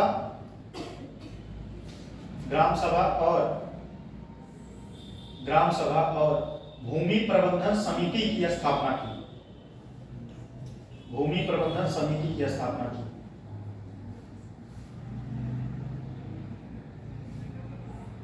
इस अधिनियम के माध्यम से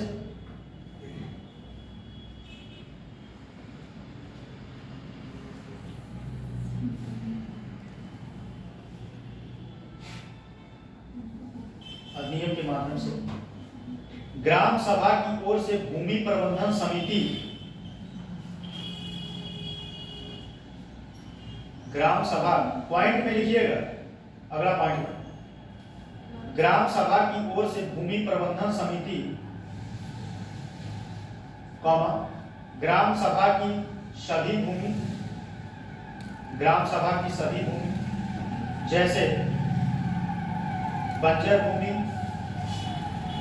जैसे बंजर भूमि, आबादी स्थल, बंजर भूमि आबादी स्थल, कौमा तालाब, तालाब, जंगल रास्ते, तालाब कौमा रास्ते कौमा जल स्रोत, जल स्रोत आदि का संरक्षण और नियंत्रण, आदि का संरक्षण और नियंत्रण करेगा। कौन करेगा? आदि का संरक्षण और नियंत्रण कौन करेगा बताइए? ग्राम सभा करेगा। बताइए, आप लोग बताएं कौन करेगा? अरे कुछ तो बोलिए, हाँ ना में कुछ तो बताइए, बताइए आप बताइए, सारा जी बताइए कौन करेगा? समिति है। उसका जो है मैं पता चले गांव में कोई बंजर भूमि है उस पे जाके अपना घर बनवा दिए हैं। अच्छा, ऐसे जमीन पे जो है अतिक्रमण होगा तो भाई बुलडोजर चल सकता है। गांव में एक और जमीन होता था पहले कि एक जमीन रहता था, वहां पे लोग जो अपना कूड़ा करकट जाके डालते थे, खाद जानते हैं, गोबर, गोबर भूर जहां लगता था। बहुत सारे लोग जो है भूर की जमीन को जो है क्या किए, कब्जा कर लिए थे, हाँ कब्जा कर लिए थे और घर बनवा लिए थे। बहुत सारे लोगों का घर टूट भी गया इसी चक्कर में। तो ये सब जिम्मेदारी उन्हीं के ऊपर होती है, लेकिन जिम्मेदारी इसमें प्रधान के जो चमचे होते हैं, प्रधान के जो व्यक्ति होते हैं, जो प्रधान के जो प्रतिनिधि होते हैं, उन लोगों को ज्यादा इससे फायदा होता है। ठीक, मैं भूल जाता हूँ ज्यादा। अगला एक और लिख लीजिए बस, उत्तराधिकार के लिए समान नियम, उत्तराधिकार के लिए समान नियम। इसमें की पॉइंट लिखिए। पहली बात तो उत्तराधिकार के लिए समान नियम सबके लिए, हिंदू मुस्लिम कोई भी धर्म हो, उत्तराधिकार सबके लिए समान नियम रहेगा। कोई व्यक्ति अगर मरता है तो उसकी संपत्ति उसके पुत्र को ट्रांसफर हो जाएगी। कैसे कैसे ट्रांसफर होगा बताइए, बताइए किसे ट्रांसफर होगा? जैसे सुनिए, मान लीजिए आपके बाबा हैं, जब तक बाबा है जीवित हैं, बाबा के नाम पूरी संपत्ति, बाबा गए उसके बाद बाबा के जितने पुत्र होंगे वह जमीन उन लोगों में डिवाइड हो जाएगी। लेकिन उसमें जो माता जी हैं जीवित हैं वो भी उस जमीन के हकदार होंगे। अब तो बहनें भी हो गई। आप लोग भी जाके हिस्सा ले लीजिएगा। कौन भाई बोलिएगा मेरा भी इतना बनता है, लोग नहीं, आप बताओ लोग नहीं हिस्सा क्या है? कितने लोग हिस्सा लेंगे अपने भाई? आप लेंगे? और आप लोग हिस्सा ले लेंगे फिर पानी भी नहीं पूछेगा। सही बता रहे हैं, मान के देखो हिस्सा, फिर दोबारा अगर पानी पूछ लिया, दरवाजे गलती से पहुंच गए तो फिर कहेगा जैसे आए वैसे चले जाओ।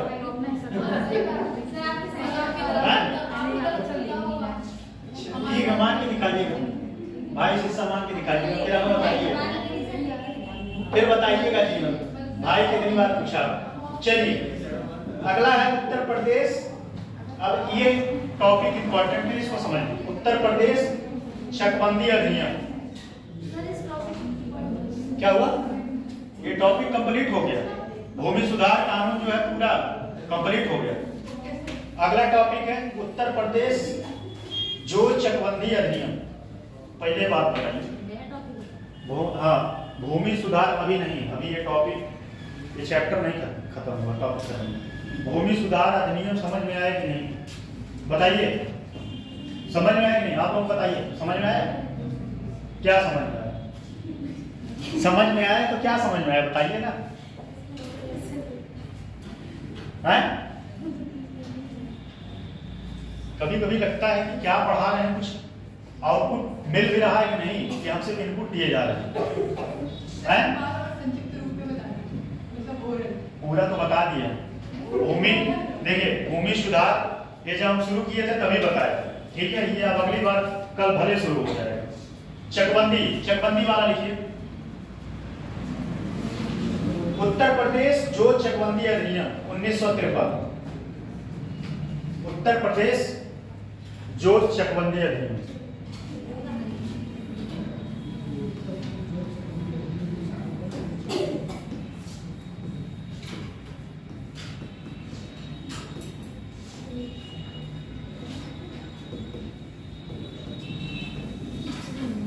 अधिनियम 1953।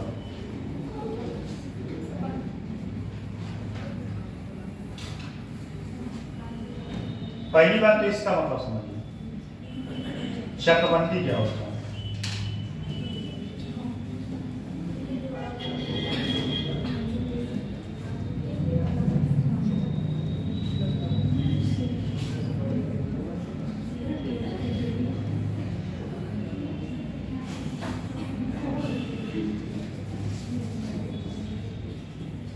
देखिए, चकबंदी का मतलब दो पार्ट से मिलकर बना, चक और बंदी।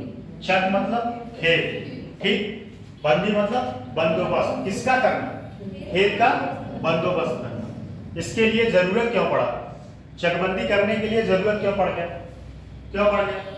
वही कारण है जो अभी जब चैप्टर स्टार्ट हुआ था तो बताए थे।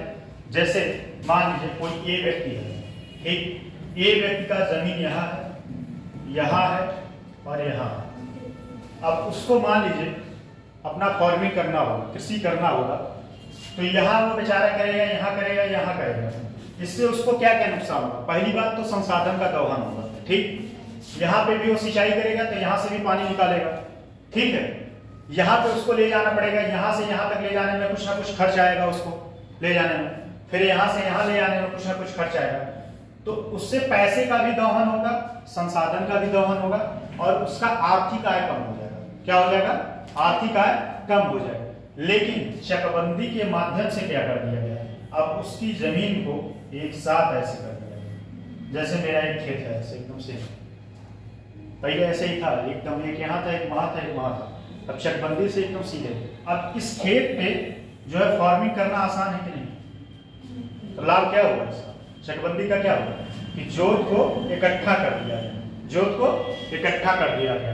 इससे किसान की आय बढ़ी, किसान की आय बढ़ी, संसाधन जो है जो दोहन हो रहे थे संसाधन वो कम हुआ। ये बात समझ में आया? इसमें एक कंडीशन है, कंडीशन ये है अगर चकबंदी जो है लागू हो गया, चकबंदी पहली बात तो हमेशा होता नहीं, इसके लिए विज्ञापन जारी होता है, ठीक। अगर विज्ञापन जारी हो गया कितने साल में होता है? 50 साल। हमारे होश में एक बार हुआ है चकबंदी, हमारा 2006 में हुआ था। वही हमारे होश में, वही हमारे होश में हुआ है। तो जब चकबंदी, जब सुनिए, चकबंदी जब विज्ञापन जारी हो गया तो आप कोई भी व्यक्ति जमीन को बेच नहीं सकता है? जब तक आप परमिशन, वही बोलने वाले थे, जब तक आप परमिशन नहीं लेते तब तक आप जमीन को कुछ भी खरीद फरोख्त नहीं कर सकते, ठीक है। क्यों? अब इसका समझिए, पता चले आप अपनी जमीन है यहाँ पे और आप उससे मिट्टी निकलवा दिए हैं, मिट्टी निकलवा के किसी को बेच दिया, बेचारा किसी दूसरे का पट्टा आ गया, तो चकबंदी हुआ, किसी दूसरे को मिल गया, नुकसान क्यों कौन उठाएगा? आप तो पैसा लेके किनारे हो गए, झेले वो बेचारा। तो यही सब समस्याएं हो रही थी। बहुत सारे लोग क्या करते थे, जमीन का मिट्टी उट्टी निकलवा लेते थे ईटा उटा लेने के चक्कर में। जैसे हमारे एक पड़दार थे, जमीन जो था वो क्या किए जो है दे दिए और वहां से उनको मिट्टी उट्टी को ईटा खूब मिला। बाद में वो चक जो है सब में आ गया, चक सब में आया, 12 पड़दार है, 12 पड़दार आज भी जमीन वैसे है, ऐसे गड्ढा बन के पड़ा है। तो कहने मतलब सब इसका सार ये है, चकबंदी से जोत को इकट्ठा किया गया, जोत को जो भूखंड थे इधर उधर वितरित थे उसको एक साथ लाया गया। इससे फायदा क्या हुआ? किसानों को लाभ हुआ, उनका पैसा बचत हुआ, उनका आय बढ़ा, ठीक है, संसाधन जो दोहन हो रहे थे वो कम। अब लिखिए इसके बाद, ये एग्जाम में जरूर है, लिखिए चकबंदी शब्द दो शब्दों से मिलकर बना है, चकबंदी शब्द दो शब्दों से मिलकर बना है, चक और बंदी, चक और बंदी। चक का अर्थ है खेत या खेतों से, चक का अर्थ है खेतों से, जबकि बंदी का अर्थ है बंदोबस्त, अर्थात बंदी का अर्थ है बंदोबस्त। अर्थात छोटे छोटे बिखरी हुई भूमि के बिखरी हुई भूमि को मिलाकर एक भूखंड अथवा खेत बनाया जाता है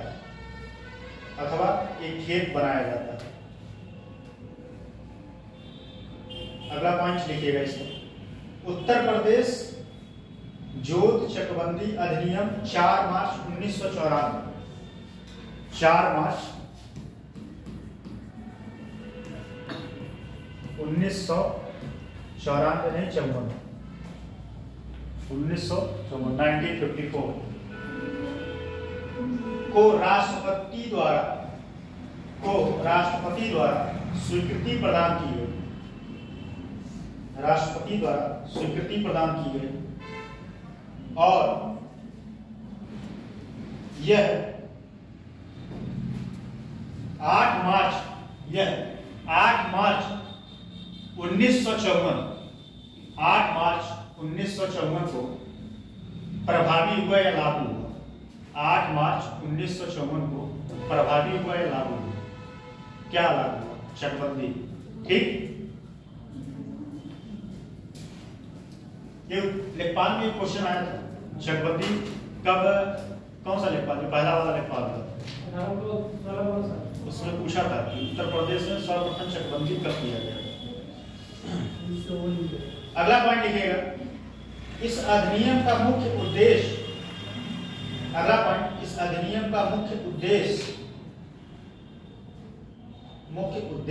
कृषि विकास को समर्पित कर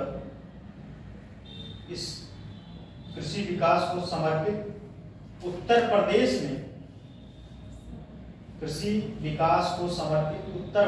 में कृषि संबंधी जोतों की चकबंदी की व्यवस्था करना। इसमें अगला पॉइंट लिखिएगा। अच्छा, एक चीज और, इसमें एक और टेक्निकल पॉइंट बताया। जब चकबंदी होता है तो चकबंदी अधिकारी से मिल लेते हैं लोग। मान लीजिए किसी के खेत से जो है चकरोट जाना है, तो उसका जो पड़ोसी रहेगा उससे दुश्मनी एकदम साथ 5,000 रुपया लेगा, 10,000 चकरोट माने नहीं, पड़ोसी खेत से जाना चाहिए। तो पता चले उसका बेचारा जमीन, तो जमीन सबका मैनेज होता है, चकरोट उसी में से निकाला जाता है। ठीक, गांव में चकरोट बनता है ना, चकरोट के लिए बड़ी लड़ाई होती है भाई। गांव में सबसे ज्यादा मेड़ को काटा जाता है। मेड़ को काटा जाता है कि नहीं? तो वही करते हैं कि जैसे मान उनको पता चल गया, कोई लेखपाल है संपर्क में है, लेखपाल बता दिया कि आपके खेत से जाएगा चकरोट, मिल लीजिए साहब से गए, साहब हमारे खेत से चकरोट में जाए, पड़ोसी चला जाए, भले हम 50,000 दे दें आपको। तो भाई साहब को तो बस नक्शे में इधर से उधर करना है, उनको थोड़ी किसी को जवाब देना है। वो अपना इधर उधर घुमा दिए। नहीं, कुछ नहीं मिलता, 1 रुपया नहीं मिलता, मुआवजा कुछ नहीं मिलता उसमें। आपका कोई होगा पड़ोसी तो जाइएगा, मिल लीजिएगा, चकबंदी होगा तो मिल लीजिएगा अधिकारी से, और हमसे संपर्क करिएगा, हम मिलवा देंगे। अगला पॉइंट देखिए। इस अधिनियम की धारा देखिए, इस अधिनियम की धारा 4(1)(4)(1), इस अधिनियम की धारा 4(1)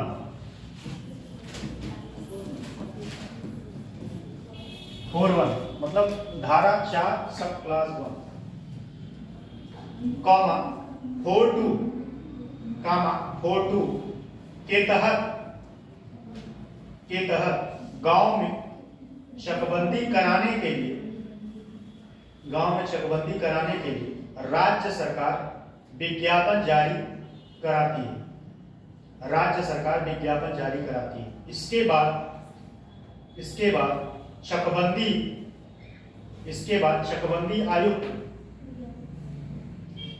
चकबंदी आयुक्त द्वारा धारा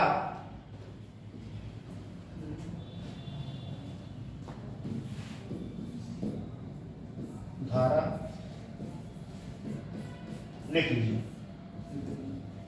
धारा 4 के सब क्लास 1 धारा 4 के सब क्लास 1 कॉमा 4 के 2 4 का 2 लिखना पड़ेगा, लिख लोगे भाई 4 ठीक, का से कबूतर ठीक, उसके बाद ब्रैकेट में लिखिएगा 2 मतलब 2।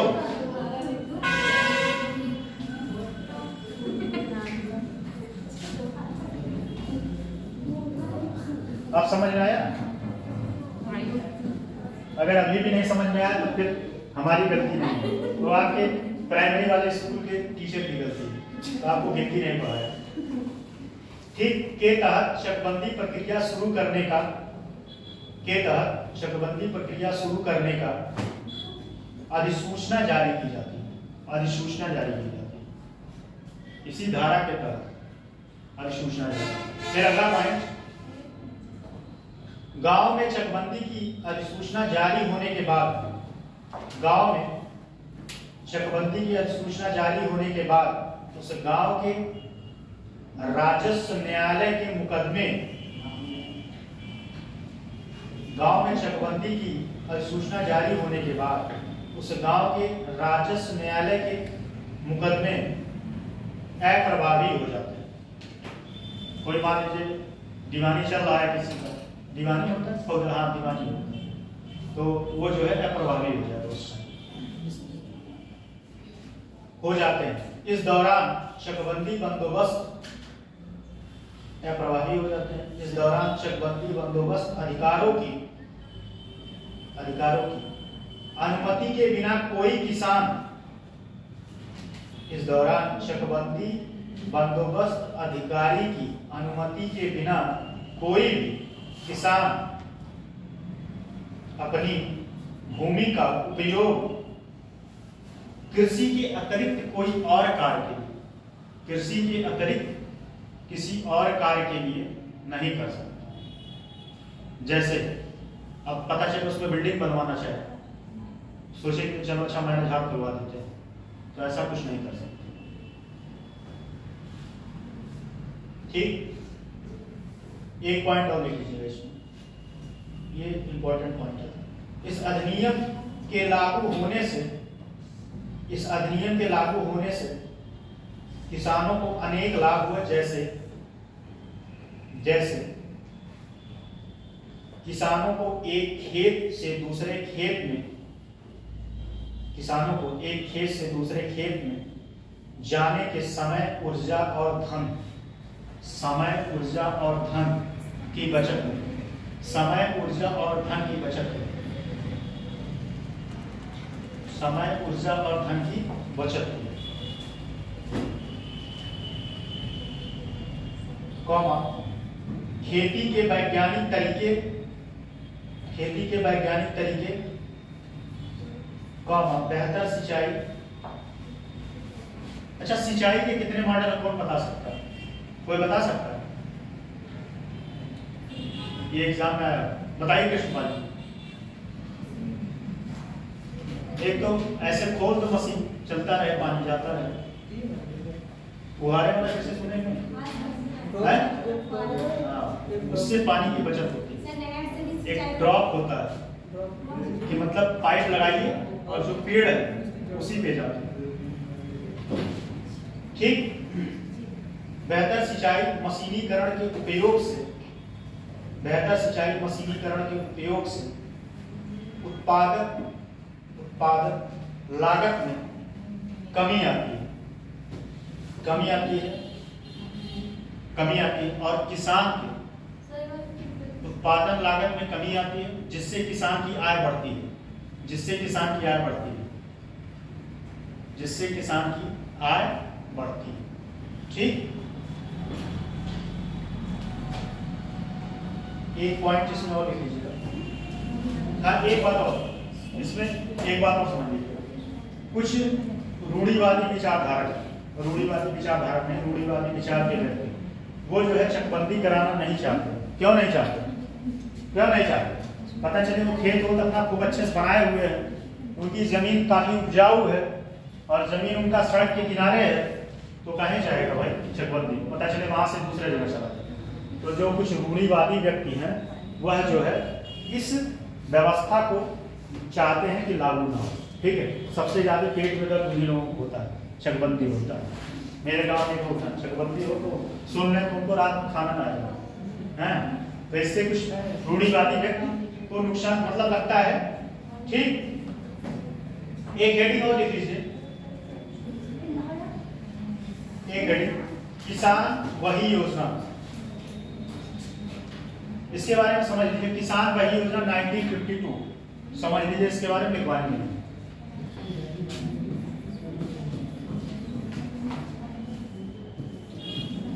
एक दिन ऐसा आएगा कि आप लोग खुद कहेंगे सर लिखवाइए, जैसे अभी कहते हैं कि सर मत लिखवाइए, एक दिन ऐसे खुद आएगा कि आप लोग कहेंगे सर आप लिखवाइए। किसान वही योजना,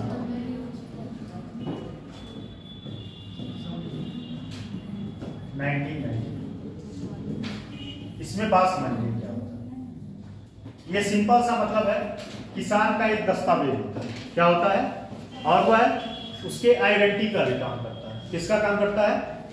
जैसे आधार कार्ड, पैन कार्ड, निर्वाचन कार्ड होता है, वैसे ये भी एक दस्तावेज होता है। उसके माध्यम से वह बैंक में खाता खुलवा सकता है, कुछ भी कर सकता है, और वह उससे पता चलता है कि उसकी भूमि कितनी है, उसकी भूमि कितनी है, उसका भूमि पे कहाँ कहाँ है। तो बस ये दस्तावेज होता है। किसान वही योजना 1952 जो आया था, इसके तहत किसानों को उनके भूमि का आइडेंटिफिकेशन करके और उनके भूमि के फिर उसके बाद एक दस्तावेज तैयार होता था, जिससे उनको दे दिया जाता था कि यह इनका एक आइडेंटिटी हो गया, उस आइडेंटिटी को यूज कर सकते हैं। ठीक है, इसमें और कोई बात है नहीं, यही इसका मेन पॉइंट था बस। क्या हुआ, क्यों बात कर रहे, क्यों बात कर, किसान भाई बताइए, बताइए क्या है अभी जो हम बताए, बताइए। ये अधिनियम कब आया था, कौन हंस रहा था वही बताएगा। किसान वही योजना कब आया था, है कब आया था? आप हंस रहे थे, जो हंस रहा था वो बताए। कौन हंस रहा था नहीं बताएगा तो सजा सबको मिलेगा।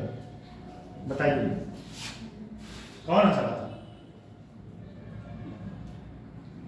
नहीं बताइए। एक डंडा मनवाएंगे, सही बता रहे, डंडा मारेंगे, जिसको देख लिए उसी को। जब पढ़ते थे हमारे साथ जो चाक फेंक के मारते, चाक सही था, इसको फेंक दिए तो हमारे पास जमाना लग जाएगा। चाक फेंक के ही मारते थे, एक बार हमको हमें मार खाए चाक से, फेंक के मारते थे। बताइए किसान भाई क्या है, पूरे लोग मिल के बताओ, दस्तावेज क्या है? भूमि का संबंधित जानकारी, किसान की भूमि संबंधित जानकारी। ठीक, बताइए इसमें 4-5 पॉइंट लिखवा दें, लिख लीजिए। लिखिए उत्तर प्रदेश, लिखिए उत्तर प्रदेश में किसान वही योजना की शुरुआत 1992 में की गई, 1992 में की गई थी। मेरे ख्याल से इतना डेट ऑफ बर्थ इस पूरे क्लास में किसी का नहीं होगा। 1992 में की गई थी। दूसरा पॉइंट, किसान वही को तहसीलदार एवं कानून गो के हस्ताक्षर के माध्यम से, किसान वही को तहसीलदार एवं कानून गो के हस्ताक्षर के माध्यम से, क्या बात है, चाय मिल गया। ये हमारे 1 महीने की क्लास में पहली बार चाय मिला, सच में। 1 महीने के क्लास में पहली बार चाय मिला। किसान वही को तहसीलदार एवं कानून गो के हस्ताक्षर के माध्यम से जारी किया जाता। अगला पॉइंट इसमें लिखिएगा, इस योजना का मुख्य उद्देश्य यह ज्ञात करना है कि, देखिए जो हम सार बताए हैं वही बात लिखवा रहे हैं। इस योजना का मुख्य उद्देश्य यह ज्ञान करना है कि उत्तर प्रदेश के प्रत्येक किसान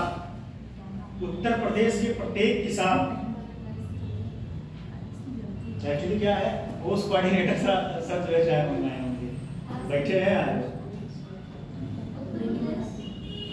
इस योजना का मुख्य उद्देश्य यह ज्ञान करना है कि उत्तर प्रदेश के प्रत्येक किसान कितनी भूमि, कृषि योग्य भूमि का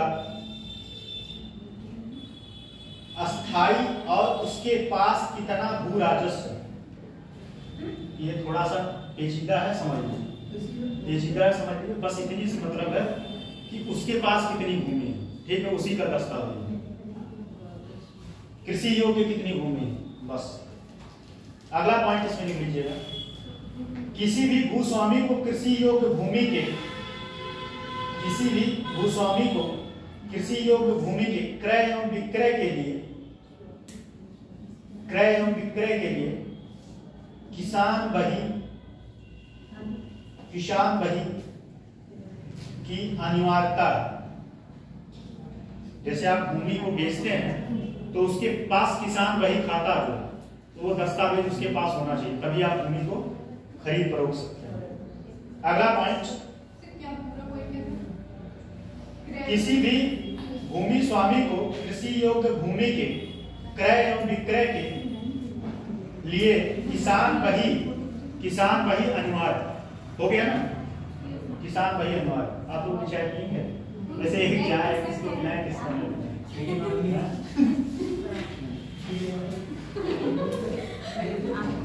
चलिए अगला पॉइंट, अगला पॉइंट, एक सेकंड अगर आपको हंसने मिल जाए मौका,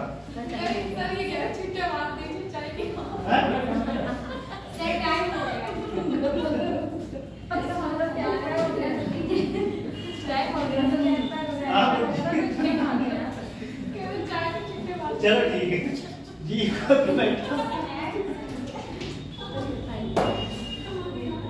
चलिए अगला पॉइंट, कृषि भूस्वामी को कृषि योग्य भूमि, ठीक है। अगला पॉइंट, कृषि बही में किसान का, कृषि बही में किसान का, एक बार बोलते हैं दोबारा बोलेंगे नहीं, मत पूछिएगा, छोड़ दिया, अब नहीं बोलेंगे। किसान बही में किसान का नाम, पता, उसके पास आधारित भूमि का विवरण एवं किसान का फोटोग्राफ होता है। अब दोबारा नहीं बोलेंगे, बोले थे तो नाम पता उसके पास, नाम पता और फोटो विवरण होता है।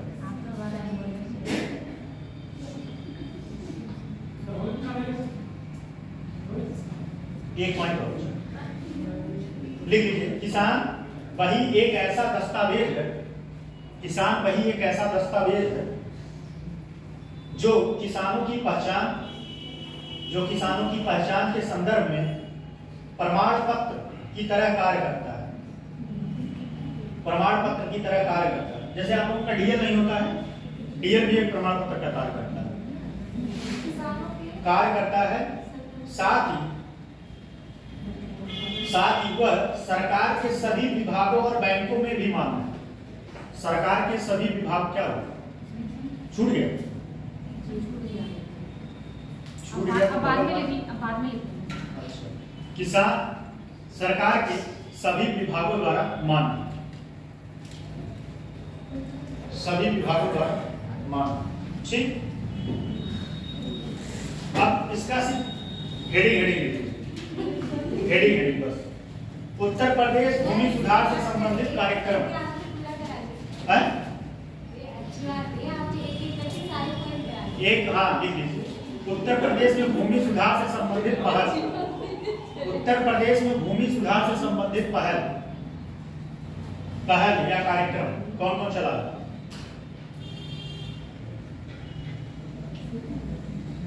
हम कामचोर टीचर नहीं है, नहीं तो फिर नुकसान आप लोगों को करवा देते, लेकिन मेरा जमीर गवाही नहीं देता कि कुछ चोरी करे, नहीं कहाँ निकल के भाग जाएंगे तो समझ नहीं आएगा कौन छोड़ दिए, मेरा जमीर गवाही नहीं देता। बस उत्तर प्रदेश में लीजिए, सबका हेडिंग लिख लीजिए, कौन कौन सा पहल किया गया भूमि सुधार के लिए।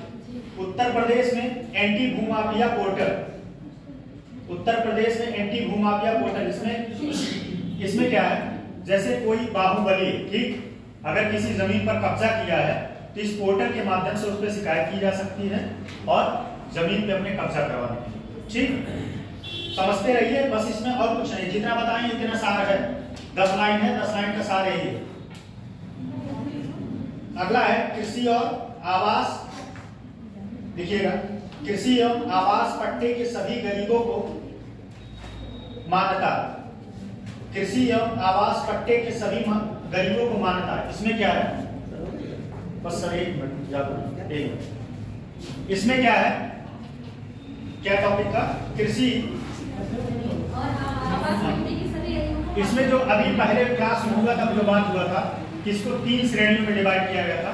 तो जो फौजी वर्ग थे जो मर गए उनको पट्टा दिया जाता था, पहला प्रेफरेंस उनको, दूसरा विकलांग को, तीसरा प्रेफरेंस SC ST OBC को, ठीक है। जो बची हुई जमीन थी उसको पट्टा दिया जाता, ठीक। अगला पॉइंट है इसमें आवास स्थल का आवंटन करना। आवास स्थल का आवंटन करना, जैसे ये बात मैं बता चुका, कोई व्यक्ति है उसको जमीन पैसा मिल गया आवास योजना का, प्रधानमंत्री आवास योजना का, लेकिन उसके पास जमीन नहीं है। तो जमीन नहीं है तो ये प्रधान का दायित्व है कि जो बची हुई जमीन है उसको वह उसको दे, ठीक। बात समझे, हेडिंग लिख लीजिए। अगला पॉइंट है इसमें मत्स्य पालन हेतु ताल पोखरों का आवंटन करना। मत्स्य पालन हेतु ताल पोखरों का आवंटन मतलब होता है पट्टे पर देना या नीलामी करवाना, ठीक। तो इसमें क्या होता है, जो ताल या पोखरे होते हैं, प्रधान जो है या समिति के माध्यम से उस पोखरों की बोली लगती है और 1 साल के लिए, 2 साल के लिए, जो भी हो, उसमें जितनी भी जो जिसका बोली लगाएगा वह उससे उसका लाभ उठाएगा। इतनी बात समझ में आई। अगला एक पॉइंट और लिखिए, उत्तर प्रदेश राजस्व। एक मिनट, वो पॉइंट नहीं है। अगला पॉइंट ये है तहसीलदार। देखिएगा, ये पॉइंट बहुत इंपॉर्टेंट है। उत्तर प्रदेश में तहसीलों को मॉडर्न रिकॉर्ड के रूप में स्थापना किया जाता। मॉडर्न रिकॉर्ड के रूप में, जैसे पहले क्या था, तहसील में काम फाइल पे किया जाता था, ठीक। अब क्या हो रहा है, अब जो है फाइल डिजिटलीकरण हो रहा है। इसके लिए संविदा पे लोगों की नियुक्ति होती है, उनका कॉन्ट्रैक्ट होता है। जैसे हाई कोर्ट में कॉन्ट्रैक्ट हुआ था 3 साल के लिए, जितनी फाइलें थी उनका काम ये था कि सारे को फाइल को अपलोड करना। ऐसे इसमें भी तहसीलों का डिजिटलीकरण किया जा रहा है, उससे जितनी फाइलें हैं सब ऑनलाइन है। बात समझे कि नहीं, ये सब पहल किया गया है। और कोई पॉइंट, संपूर्ण समाधान दिवस, ये इंपॉर्टेंट पॉइंट। संपूर्ण समाधान दिवस कब होता है, संपूर्ण समाधान दिवस समझिए, इसमें जो है मंगलवार के दिन तहसील दिवस होता है। क्या होता है, मंगलवार के दिन तहसील दिवस होता है। और कौन से मंगलवार के दिन, पहला और तीसरा, बताइए एक बार हम देख लेते हैं। पहला और तीसरा, प्रथम और तीसरा सही। पहला और तीसरा जो है जन सुनवाई होता है, वहां जाइए, आप अपनी समस्याएं तहसील पे कहिए, तहसीलदार और लेखपाल SDM मिलकर उस मैटर को सॉर्ट आउट कराएंगे। बात समझ में, जन समाधान चैप्टर खत्म, लैंड रिफॉर्म खत्म, इति सिद्धम। यार क्वेश्चन लिखिए, क्वेश्चन लिखिए।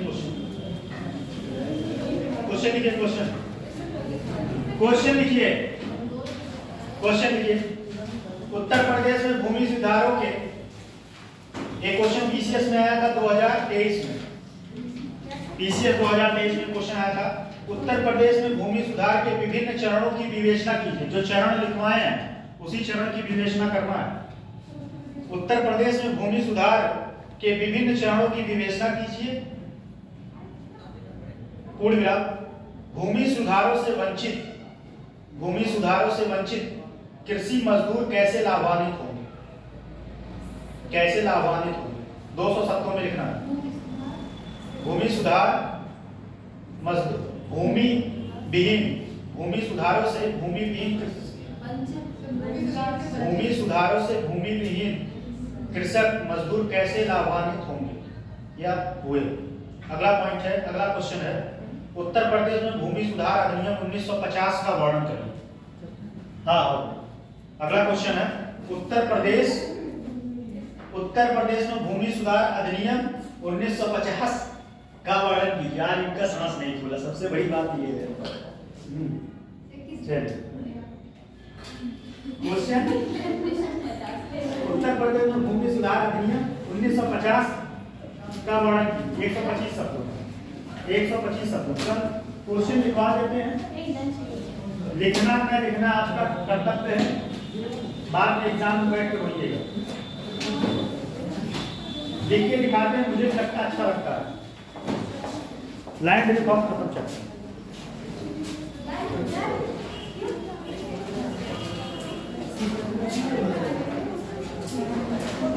कहाँ भाग ये सब लोग भाई? नमस्ते। क्या बात है, सारे लोग कहीं जा रहे हैं?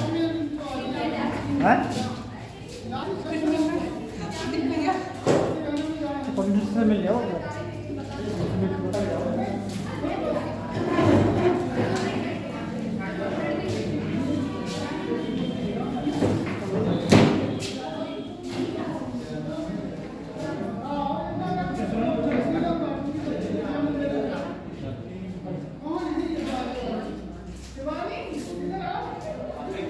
तो सर खाने मिलता था थोड़ी अलग टाइम से पहले बैठ गया।